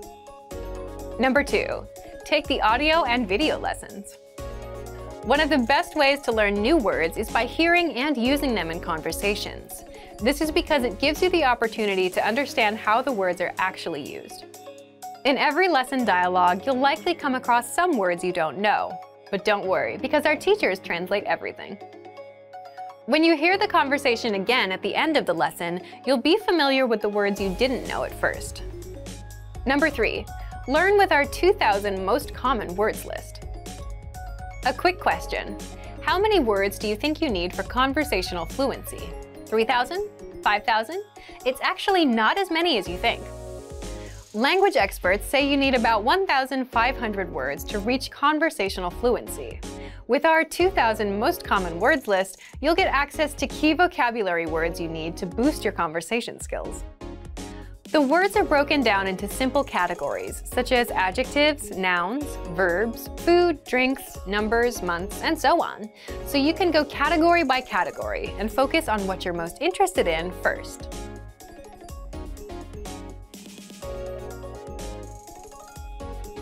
With this tip, we're not talking about paper flashcards. We're talking about the smart flashcards that you can find in our premium study tools. This is an automatic system individualized for each member based on their study needs. First, you'll use the cards to check your knowledge. Then, according to your answers, the cards will be sorted according to which words you need more practice with.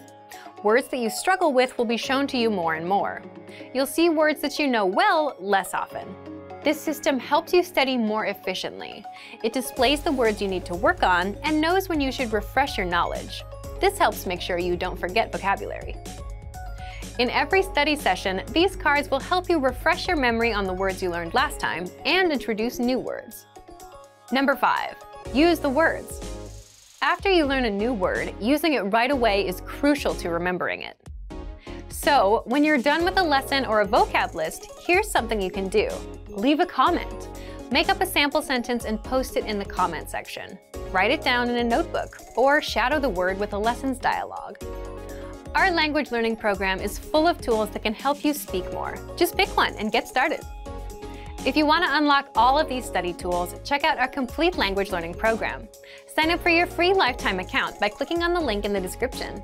Get tons of resources to have you speaking in your target language. And if you enjoyed these tips, hit the like button, share the video with anyone who's trying to learn a new language, and subscribe to our channel. We release new videos every week. I'll see you next time. Bye!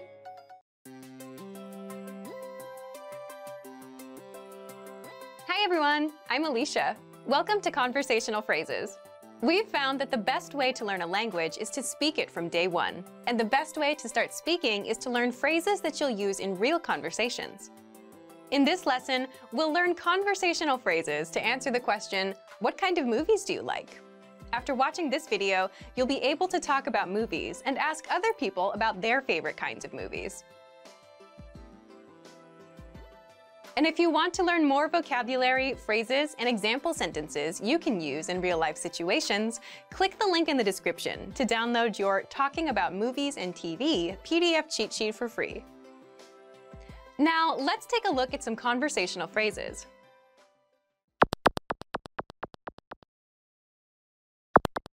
Listen to the dialogue. Welche Art von Filmen magst du? Ich mag Horror. Once more with the English translation. Welche Art von Filmen magst du? What kind of movies do you like? Ich mag Horror. I like horror. First of all, you'll need to learn how to say, what kind of movies do you like? That's, Welche Art von Filmen magst du? listen to it again. Welche Art von Filmen magst du? Welche Art von Filmen magst du? Now, how do you answer this question? The pattern is Ich mag. type of movie. I like type of movie. For example, I like horror. Ich mag Horror. Ich mag Horror.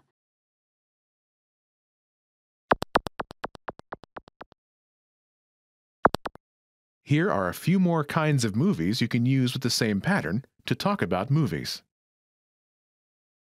Horror, Horror. Horror. comedy, Komödie. Komödie. fantasy, Fantasy. Fantasy. romance, Liebesgeschichten. Liebesgeschichten.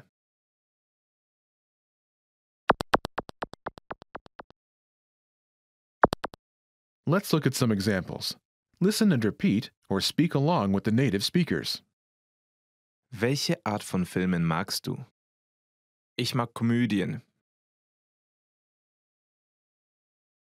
Welche Art von Filmen magst du? Ich mag Fantasy. Welche Art von Filmen magst du? Ich mag Liebesgeschichten.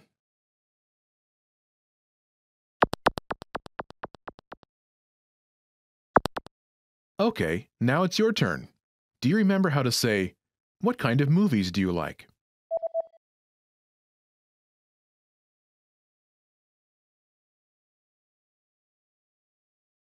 Welche Art von Filmen magst du? Imagine you like comedies. Do you remember how to say comedy? Komödie. Komödie. Say, I like comedies.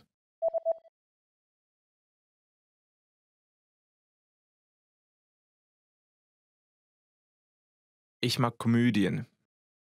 Now answer the question saying that you like comedies.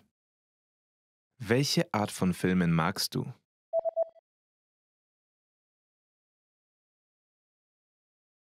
Ich mag Komödien. Now imagine that you like fantasy movies. Do you remember how to say fantasy? Fantasy. Fantasy. Say, I like fantasy.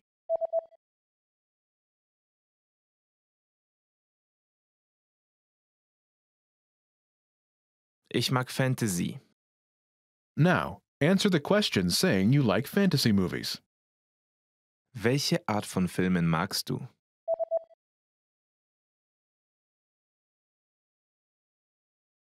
Ich mag Fantasy. Now imagine you like romantic movies. Do you remember how to say romantic? Liebesgeschichten. Liebesgeschichten. Say, I like romance.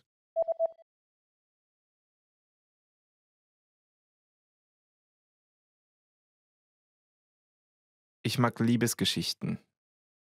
Now answer the question saying you like romantic movies. Welche Art von Filmen magst du?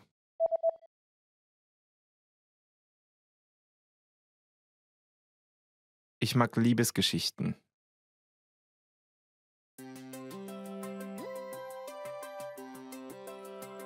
Hi everyone, I'm Alicia. Welcome to Conversational Phrases. We've found that the best way to learn a language is to speak it from day one. And the best way to start speaking is to learn phrases that you'll use in real conversations. In this lesson, you'll learn conversational phrases to answer the question, "What are you doing during the holiday?" After watching this video, you'll be able to talk about your holiday plans. And if you want to learn more vocabulary, phrases, and example sentences you can use in real-life situations, click the link in the description to download your National Holidays PDF cheat sheet for free. Now, let's take a look at some conversational phrases.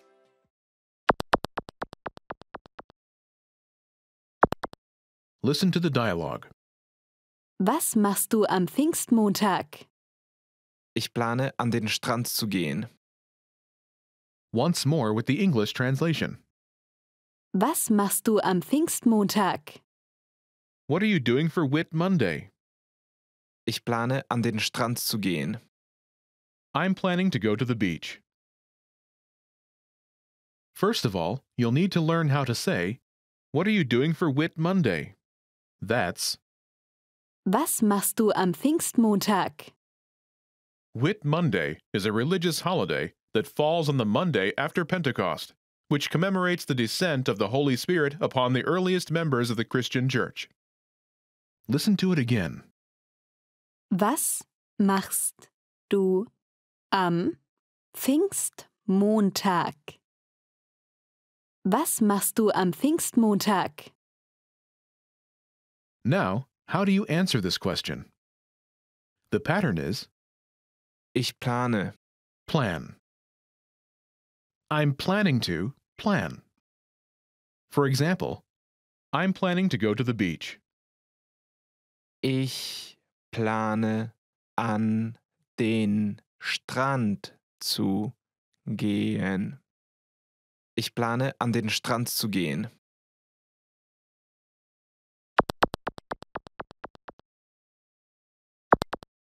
Here are a few more phrases you can use with the same pattern to talk about your plans. Go to the beach. An den Strand zu gehen. An den Strand zu gehen. Travel. Zu verreisen. Zu verreisen. Stay home. Zu Hause zu bleiben. Zu Hause zu bleiben. Go to the movies. Ins Kino zu gehen. Ins Kino zu gehen.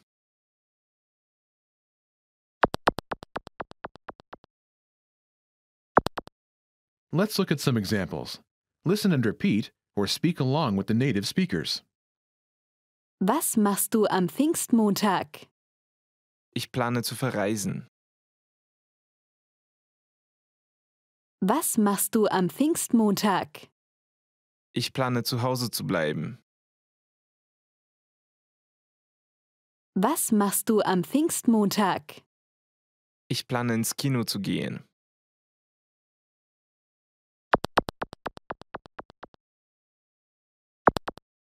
Okay, now it's your turn.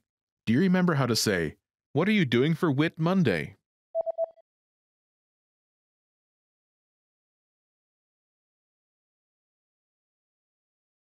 Was machst du am Pfingstmontag? Imagine you're planning to travel. Do you remember how to say travel? Zu verreisen. Zu verreisen. Say, I'm planning to travel.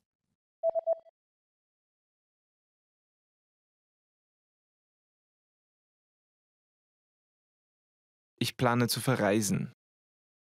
Now, answer the question saying you're planning to travel.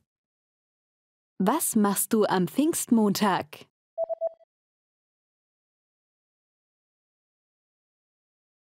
Ich plane zu verreisen.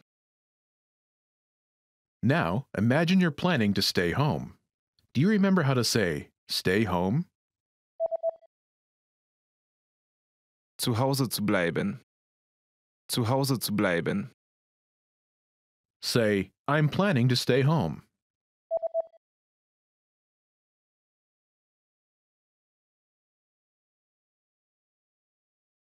Ich plane zu Hause zu bleiben. Now answer the question saying you're planning to stay home. Was machst du am Pfingstmontag?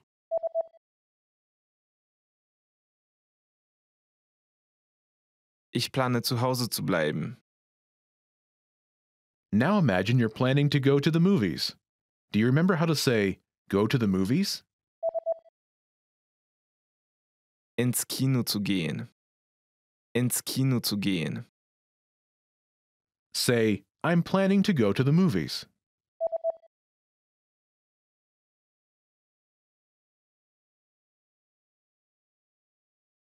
Ich plane ins Kino zu gehen.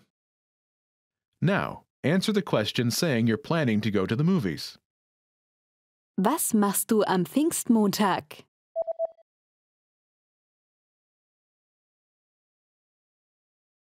Ich plane ins Kino zu gehen.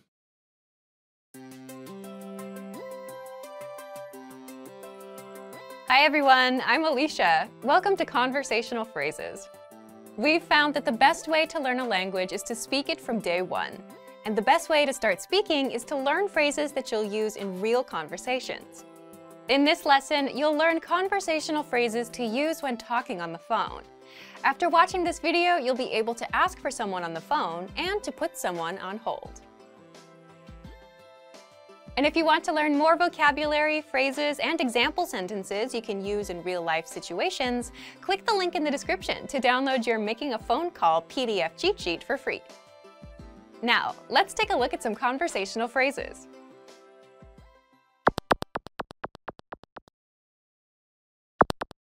Listen to the dialogue.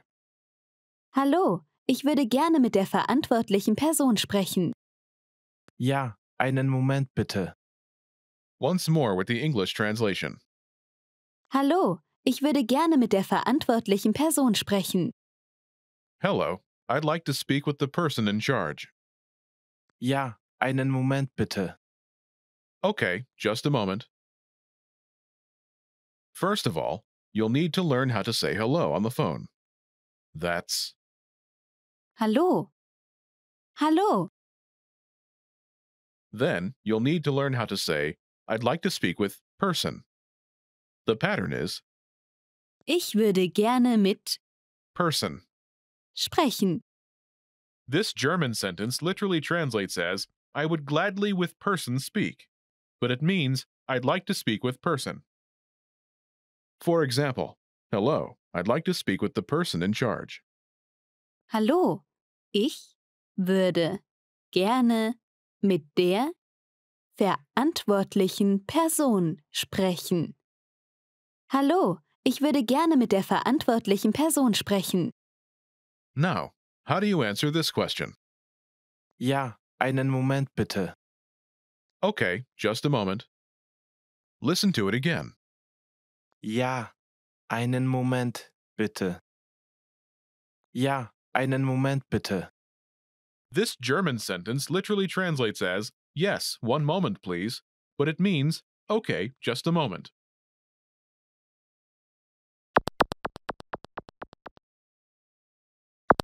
Here are a few more phrases you can use with the same pattern to talk on the phone. The person in charge. Die verantwortliche Person. Die verantwortliche Person. A sales representative. Ein Außendienstmitarbeiter. Ein Außendienstmitarbeiter. The manager. Der Geschäftsführer. Der Geschäftsführer. Customer service. Der Kundendienst. Der Kundendienst.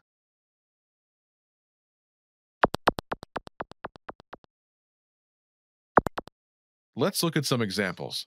Listen and repeat or speak along with the native speakers. Ich würde gerne mit einem Außendienstmitarbeiter sprechen. Ja, einen Moment bitte. Ich würde gerne mit dem Geschäftsführer sprechen. Ja, einen Moment bitte. Ich würde gerne mit dem Kundendienst sprechen. Ja, einen Moment bitte.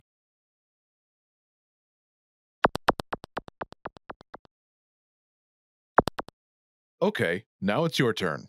Do you remember how to say, I'd like to speak with person?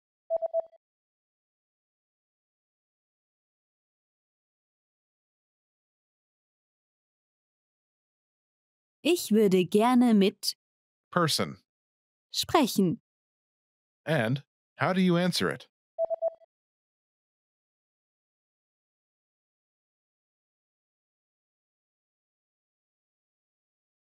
Ja, einen Moment bitte. Imagine you want to talk to a sales representative. Do you remember how to say, a sales representative? Ein Außendienstmitarbeiter. Ein Außendienstmitarbeiter. Say, I'd like to speak with a sales representative.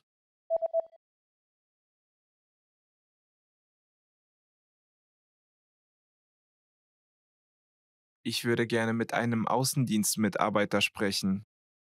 Now say you want to talk to a sales representative and answer it.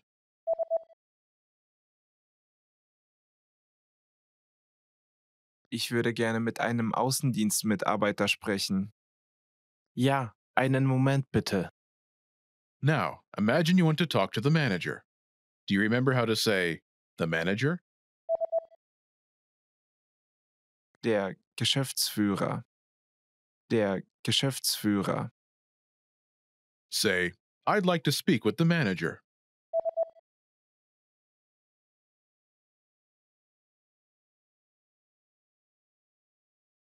Ich würde gerne mit dem Geschäftsführer sprechen. Now say you want to talk to the manager and answer it.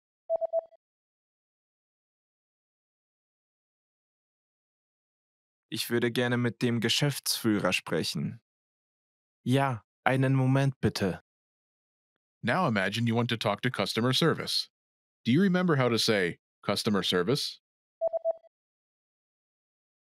Der Kundendienst. Der Kundendienst. Say, I'd like to speak with customer service.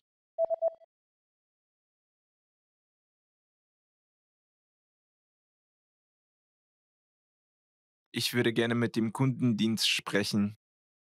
Now say you want to talk to customer service and answer it.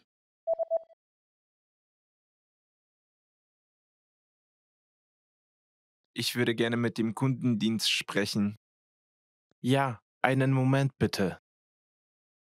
When learning a new language, everyone should have an ultimate goal to work towards. Whether you want to be able to connect with a relative, easily order food while traveling, or go somewhere new, having an end goal for your learning can be very motivating. A popular but challenging goal is being able to speak like a native speaker. It's difficult to measure exactly when you reach this goal, and it's not something you can pick up using textbooks alone. So how do you work on making your speech more natural? That's what we're going to look at today. Here are 3 tips to help you practice talking like a native speaker. Number 1, focus on vocabulary. If your goal is to speak like a native, you might be really focused on speaking quickly or using as many complex grammar patterns as possible. But in our native languages, we're not always trying to speak as fast as possible, and we use complex grammar patterns when necessary, not to show off. Vocabulary, however, is extremely important to expressing ourselves naturally. Your choice of words can reveal a lot about you and your understanding of the language. Most learners have had the experience of using a phrasebook or a dictionary to find a word they want to use, trying the word in conversation, and getting a look of confusion from the native speaker. In some cases, although your word choice may be grammatically correct, the word may be inappropriate for the situation or totally unnatural. This is especially important in business and other formal situations, where the right level of formality and professionalism is key. Being able to understand nuances in vocabulary words can also help you understand relationships between people just by listening to the conversation. Try to listen to many different types of conversations. Listen to how people talk to their friends, their superiors, and in customer service situations. This will give you a better idea of how to talk to others naturally. In some languages, you can omit words from sentences or use more direct communication styles. It's important to be aware of these things so you can apply them yourself. Colloquialisms and slang are also commonly used in most languages. As this sort of vocabulary is always evolving, it can be difficult to keep up with the latest words. Talk with native speakers and consume media in your target language to make sure you pick up these kinds of expressions. Media is a great resource for your learning.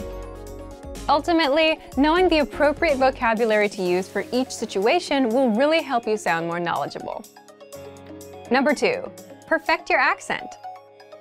With every language, there are unique pronunciation and intonation challenges. Some languages are tonal languages, and a change in pitch can completely change the meaning of a word. Then there's the fact that most countries have multiple dialects, and so people from one area of the country may sound different from those in another.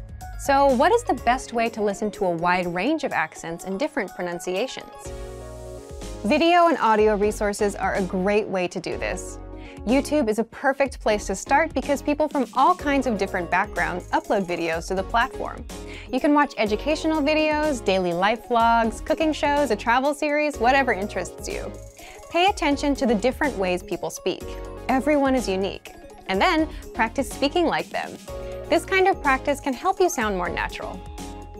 One note, please be aware of the type of resources you're using. For example, if you find a video where a speaker uses a rare dialect, it might not be a good idea to use that for your pronunciation practice, unless you have a special reason for studying a specific accent.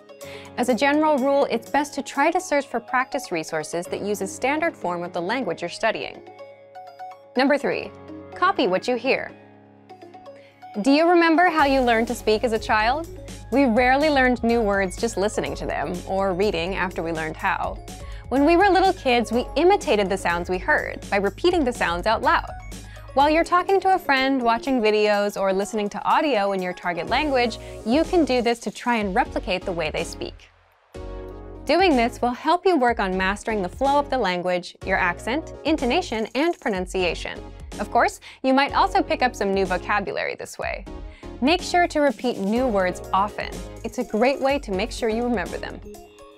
Try doing this using a number of different mediums and sources. That way, you'll be exposed to the diversity that the language offers and master the fundamentals of pronunciation.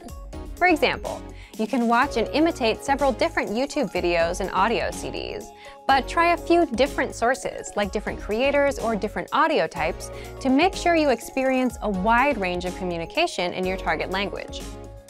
If you're using our language learning program, you can even get your own teacher with Premium Plus.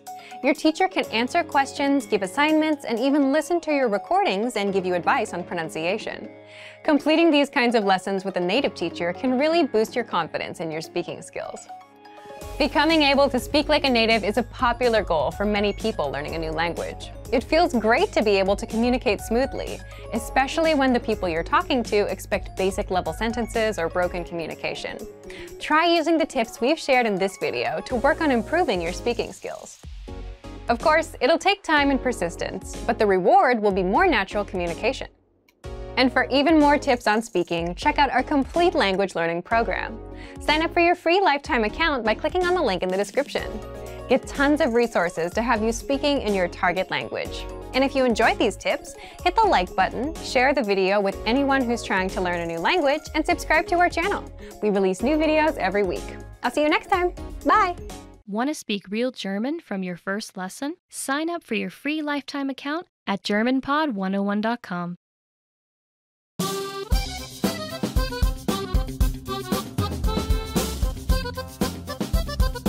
Hi! Welcome to Introduction to German. My name is Alicia, and I'm joined by... Hi everyone, I'm Jenny. In this lesson, you'll learn the basics of German grammar.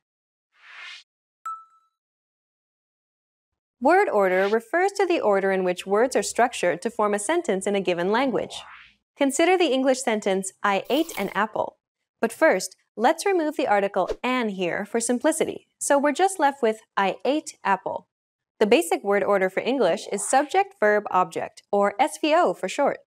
If we break down the English sentence, I ate apple, we can see that the subject I is presented first, followed by the verb ate, and then finally the object apple is positioned last.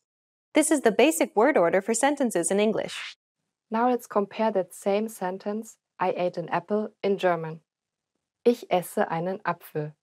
Like before, let's remove the article to keep it simple, so we're just left with the words.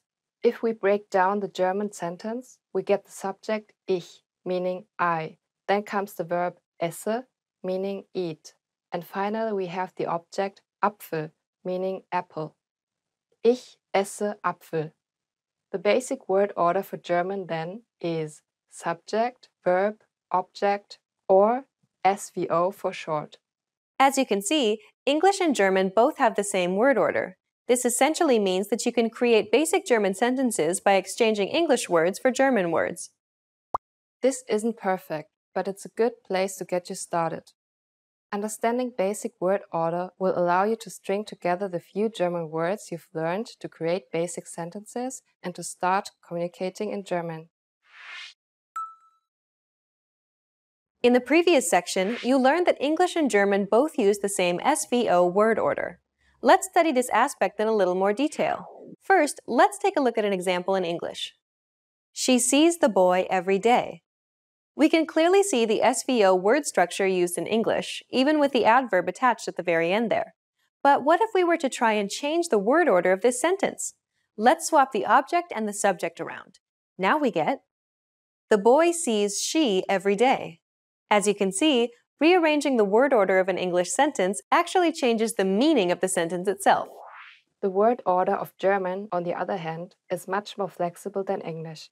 While German does follow an SVO word order like English, it's much less rigid, allowing us to move elements of the sentence around. Sie sieht den Jungen jeden Tag. Den Jungen sieht sie jeden Tag. As you can see, swapping the object and the subject around in German doesn't change the core meaning of the sentence itself. Jeden Tag sieht sie den Jungen. In fact, all parts of the sentence can be rearranged, except the verb. As long as the verb is the second element in the sentence, you can generally rearrange the sentence however you wish.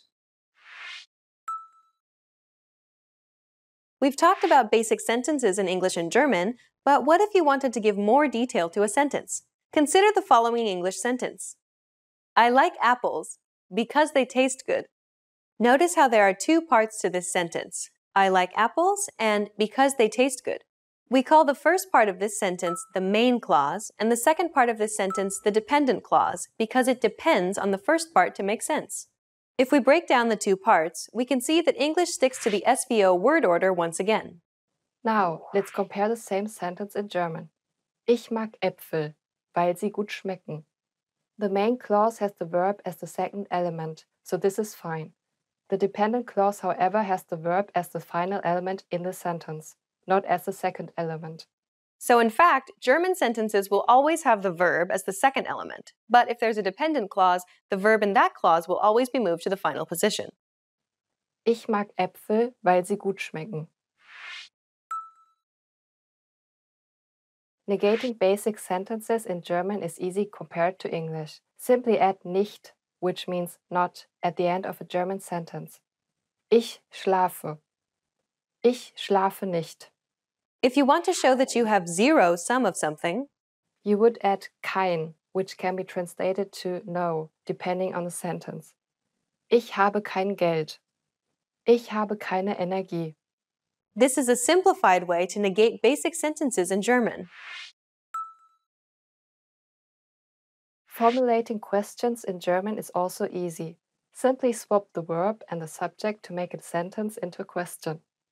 Sie ist hier. Ist sie hier? Sie ist Äpfel. Ist sie Äpfel? Just a quick swap makes this a question. Well done! We've covered a lot of things in this lesson, so let's recap on what we've learned. In this lesson, you learned that the same word order as English can be used in German. German word order can be rearranged any which way, so long as the verb is the second element in the sentence. If there are dependent clauses, then the verb in that clause will appear at the end of the sentence. Simply add the word for not at the end of a sentence to make it negative. And to formulate a question, simply swap the subject and verb around. We've covered only the very basics of German grammar. If you're interested in learning more, check out our German in 3 Minutes video series. In that course, we teach you useful phrases while covering the fundamentals of German grammar, and each lesson is only 3 minutes long. See you in the next lesson. Bye! Bye! Hi everybody, Anja here. Welcome to Ask a Teacher, where I'll answer some of your most common German questions. The question for this lesson is, how do I say that something's great in German? There are two main ways to express that something's great in German. These two words are toll and groß. Toll just means great. You can even use it on its own. For example, if you see something really impressive or amazing, you can just say toll, great. Or you can use it as a part of a sentence like das ist so toll, meaning that is so great. The word groß by itself actually means tall or big. However, the word großartig can also mean great. You can even use both toll and groß by saying das ist toll, wirklich großartig, which means that is great, really great, or that is awesome, really awesome, to emphasize how amazing something is. Let's do some examples so you can learn how to use toll and groß correctly. Let's start with the sentence, das hast du toll gemacht, meaning, you did a great job. This is something parents might say after watching their child participate in a school musical or play in a sports tournament. However, this is a casual expression and should not be used when speaking formal German. If you want to congratulate your coworker on a job well done, it would be better to use das haben Sie wirklich sehr gut gemacht, which means you really did that very well. Here's an easy one. If you went on a trip or to an event and someone asks you how it was, you can use the expression es war toll, it was great. Let's do one more. The expression na großartig is an ironic expression that literally means well, great. This is used when you make a mistake or knock something over and so on. An interesting tidbit is that the word toll originally meant crazy, but nobody uses it that way anymore. How was it? Pretty interesting, right? Do you have any more questions? Leave them in the comments and I'll try to answer them. Tschüss, bis zum nächsten Mal. Bye, see you next time.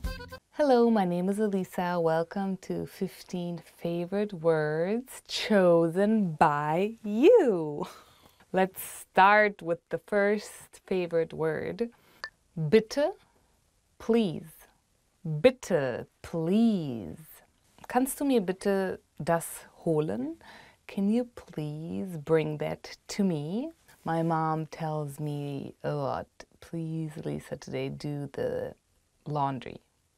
Blume, flower. Blume, flower. That's one of my favorite words too. Meine Lieblingsblume sind Orchideen.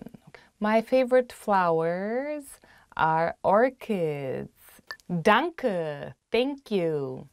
Danke, dass du heute das für mich gemacht hast. Thank you for doing that today. Du, you. Kannst du heute mit mir einkaufen gehen? Can you go shopping with me today? Freund, friend. Ein guter Freund ist wie Familie. A good friend is like family. Geld, money. Geld macht nicht unbedingt glücklich. Money doesn't necessarily make you happy. Glücklich, happy. Ich versuche immer glücklich zu sein. I always try to be happy. Mich machen die kleinen Dinge glücklich. The little things in life make me happy. Liebe, love. Liebe, love. Ich finde, Liebe ist das Wichtigste zum Leben. I think love is the most important thing in life. Aww. Peinlich, embarrassing. Peinlich, embarrassing. Ich glaube, ich bin oft peinlich, aber es ist mir egal. I think a lot of times I'm embarrassing, but I actually don't care. Platz, place. Mein Lieblingsplatz ist in der Natur und draußen. My favorite place is in nature and being outside. Schadenfreude, malicious joy. Ich finde, ich habe viel Schadenfreude, was sehr gesund ist, finde ich. I think I have a lot of malicious joy, which I think is actually healthy. If you can just laugh at things or at everything and even yourself, that's one of the most important characteristics. Schlafen, sleep. Ich liebe schlafen. I love to sleep. Ich schlafe oft vor dem Fernseher ein. I fall asleep often while watching TV. Schön, beautiful. Ich liebe, wenn das Wetter schön ist und die Sonne scheint. I love it when the weather is beautiful and the sun is shining. Süßigkeiten, Candy. Einer meiner Lieblingssüßigkeiten sind Haribo Gummibärchen. One of my favorite candy is Haribo Gummy Bears. Haribo is actually from Bonn, where I'm born, and it means, well, the founder is called Hans Riegel, and it's Bonn. So it's Ha from Hans, Riegel, Ribo, Bonn. So Haribo. I think everybody who goes to Bonn or should visit the factory of Haribo, because that's where it's from. Natur, nature. Die Natur hat eine heilende Wirkung. Nature has a healing effect. Thank you for watching the top 15 favorite words chosen by you guys. Tell me what's your favorite word and leave it in the comments below. Don't forget to subscribe to watch more videos with me, and I hope to see you soon. Bye! Aww. Oh my god, can you cut that though? No. Yes! No. Hello everybody! Welcome to Top 15 Questions You Should Know for Conversations. My name is Elisa and let's get started. Magst du deutsches Essen? Do you like German food? Magst du deutsches Essen? Do you like German food? Eines meiner Lieblingsspeisen aus Deutschland sind Knödel. One of my favorite German foods is Knödel. It actually is made of potatoes. It's like a potato powder and you boil it in water. It's very German actually. It's called Knödel. Wann ist dein Geburtstag? When is your birthday? Wann ist dein Geburtstag? When is your birthday? Mein Geburtstag ist am 6. Januar. My birthday is on January 6th. It's actually another German holiday. So remember my birthday and send me birthday gifts. I'm joking.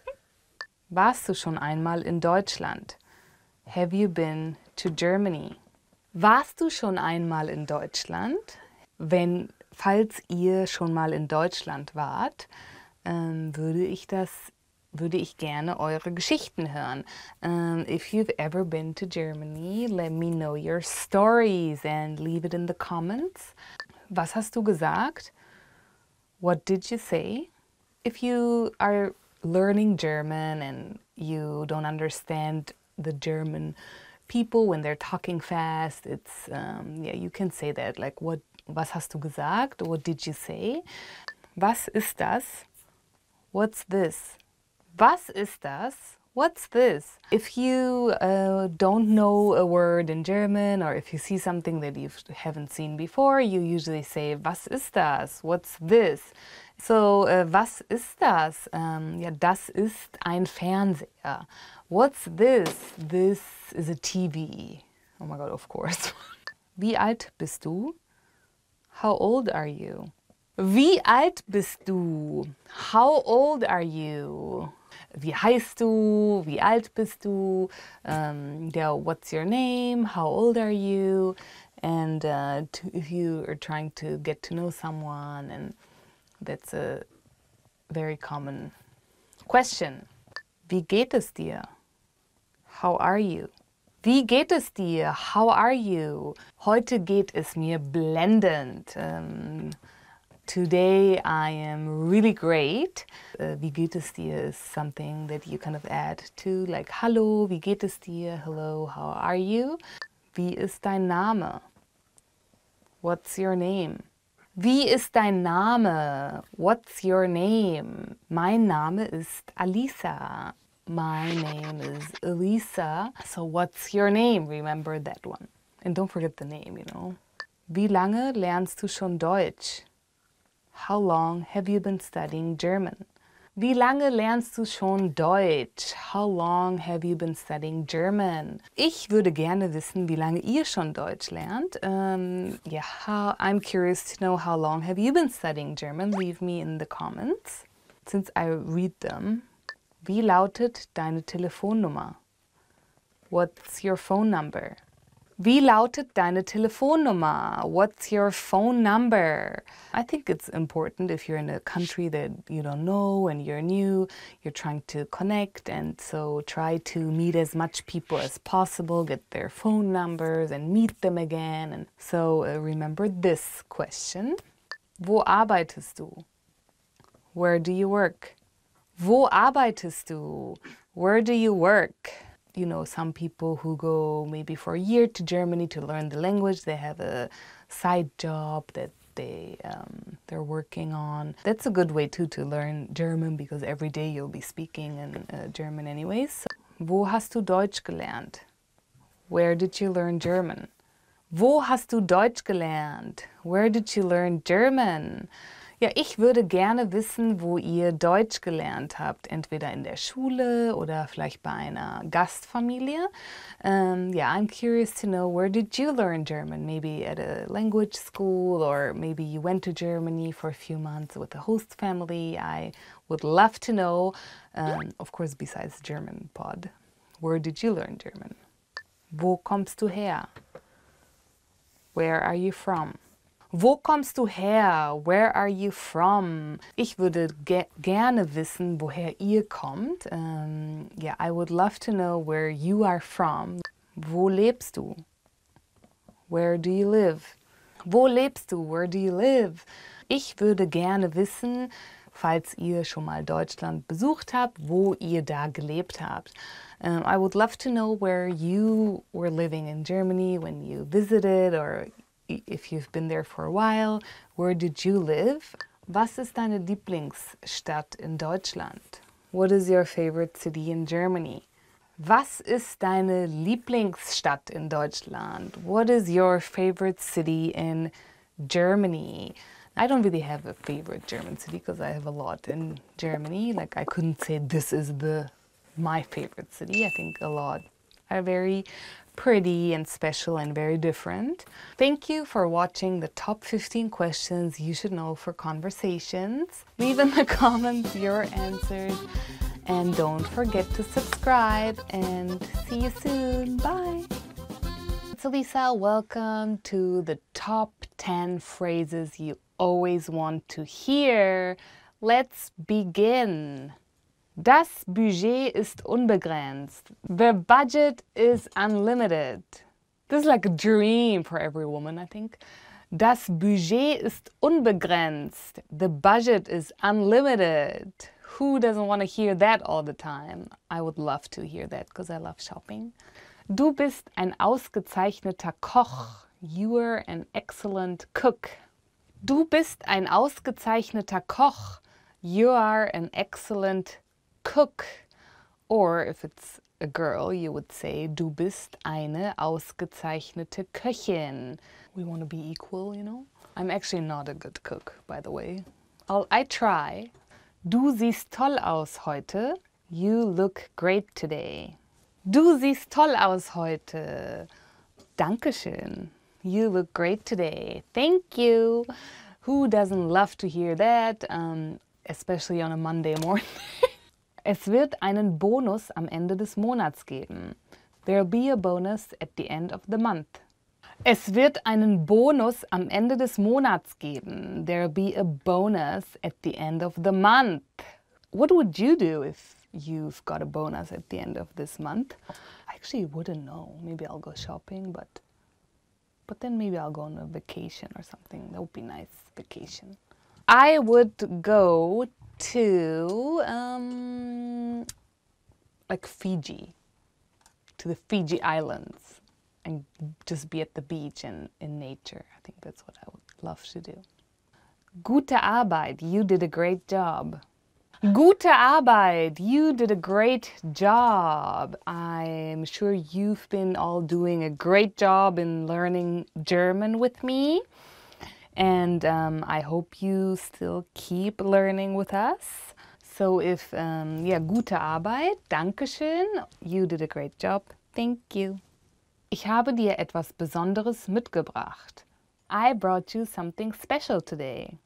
Ich habe dir etwas Besonderes mitgebracht. I brought you something special. Now that's a nice one as well. Who doesn't like presents? I think what is special to me is more of something that's thoughtful, you know, or a memory, or it's not about how big something is or how expensive. I think it's something that, if people bring you something special, it's usually something that they thought of, or maybe they made themselves. I love those kind of things. What is something special you've got as a present? Leave me in the comments and tell me. Ich vermisse dich. I miss you. Ich vermisse dich. I miss you. Who is somebody you miss, or what? Maybe a dog too. To all the dog lovers out there, leave in the comments, what kind of dog do you have? Mach eine Pause. Ich werde heute putzen. Take a break. I'll do the cleaning today. Mach eine Pause. Ich werde heute putzen. Take a break. I'll do the cleaning today. Oh, that is a really good one. That's actually a very special present. I think that's something you should do for the whole day. Just, be there and just clean the house for once. Sie hatten recht. You were right. Sie hatten recht. You were right. Yes, I love to hear that too. I actually think I'm always right, so... Oh my God. Und sie gewinnen. And you win.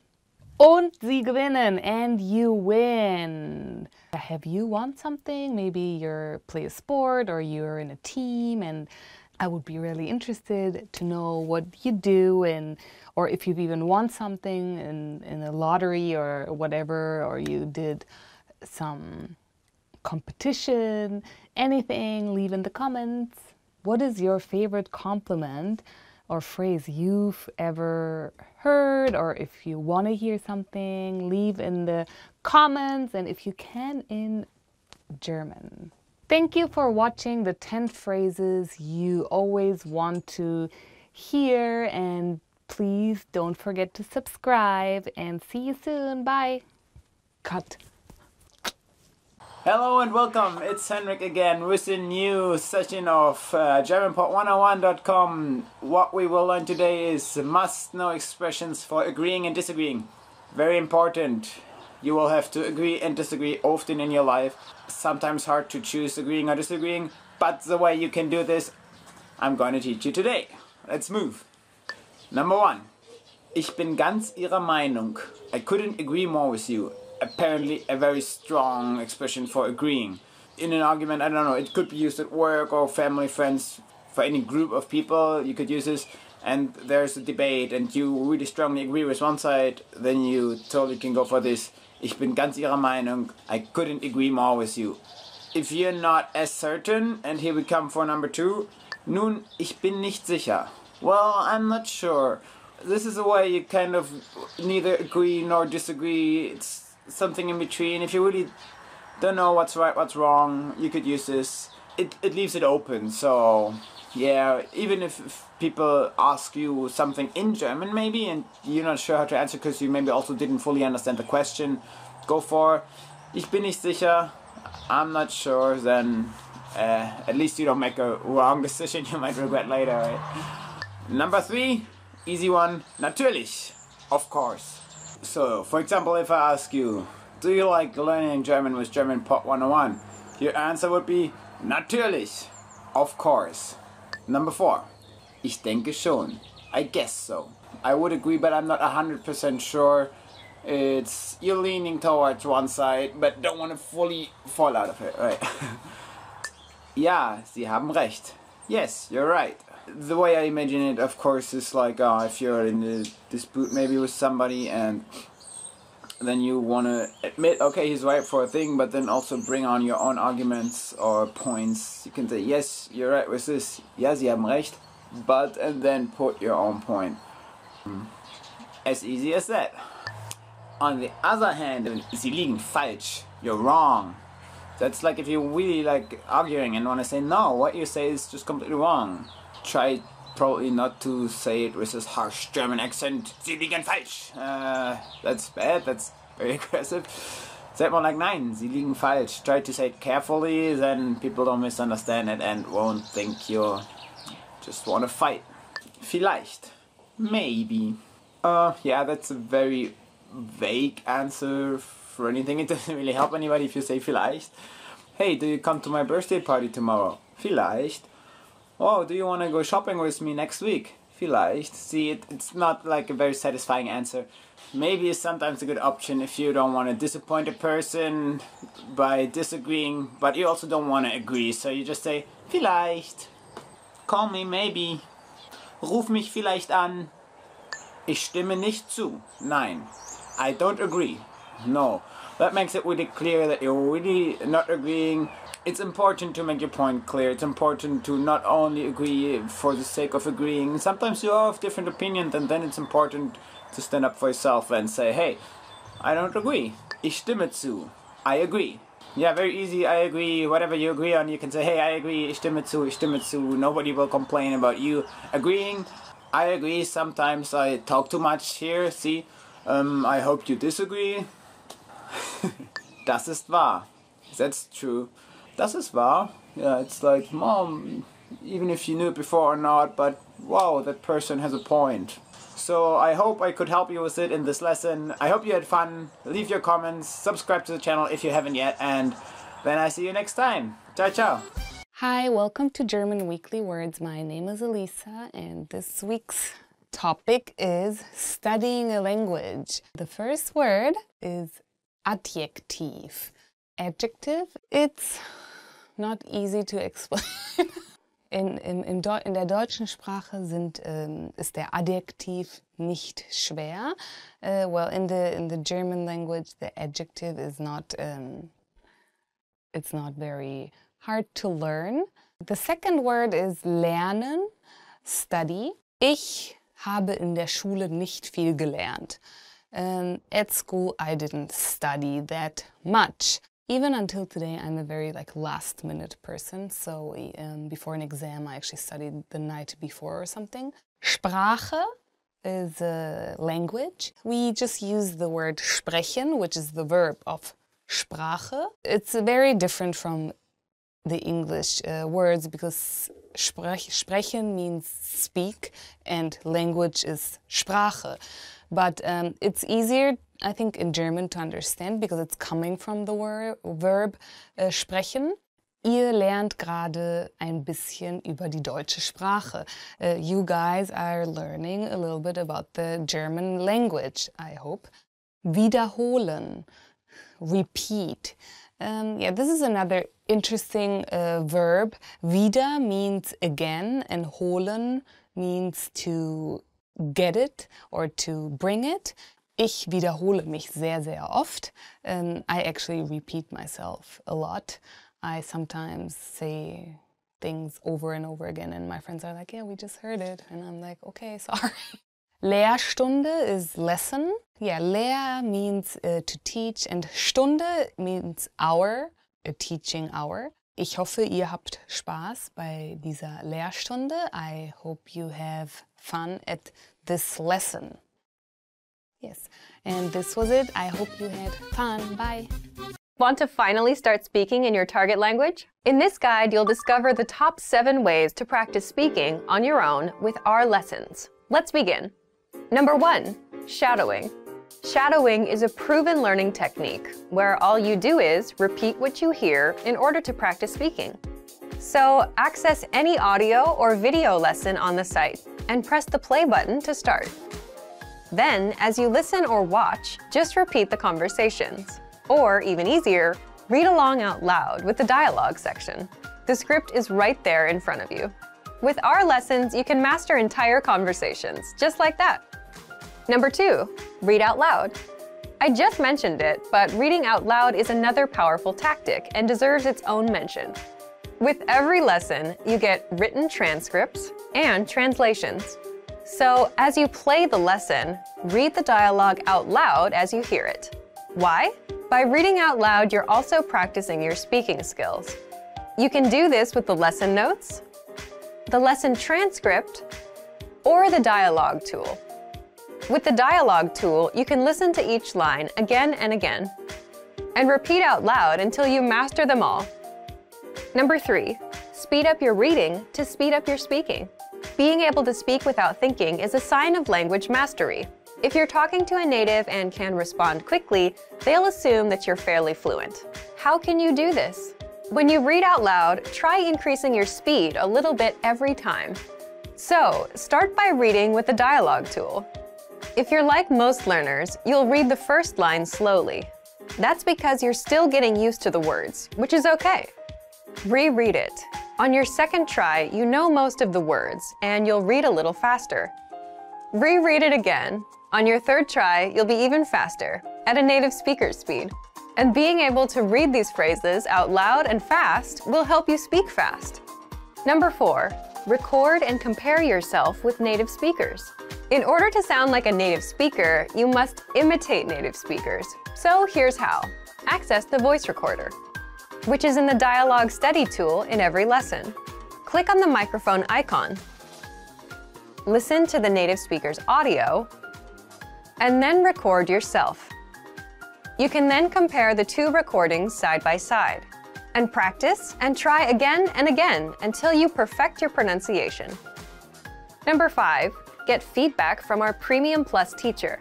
If you're learning by yourself and don't have access to real teachers, then you can always get feedback from our Premium Plus teachers. With the My Teacher tool, you can record yourself speaking and send the audio file to the teacher. They'll review it and tell you what to improve and how. That's it. Number 6, level up your speaking with Premium Plus assignments. With Premium Plus, you can also get assignments that cover reading, writing, listening, and even speaking from your teacher. These assignments can be tailored to your goals and needs.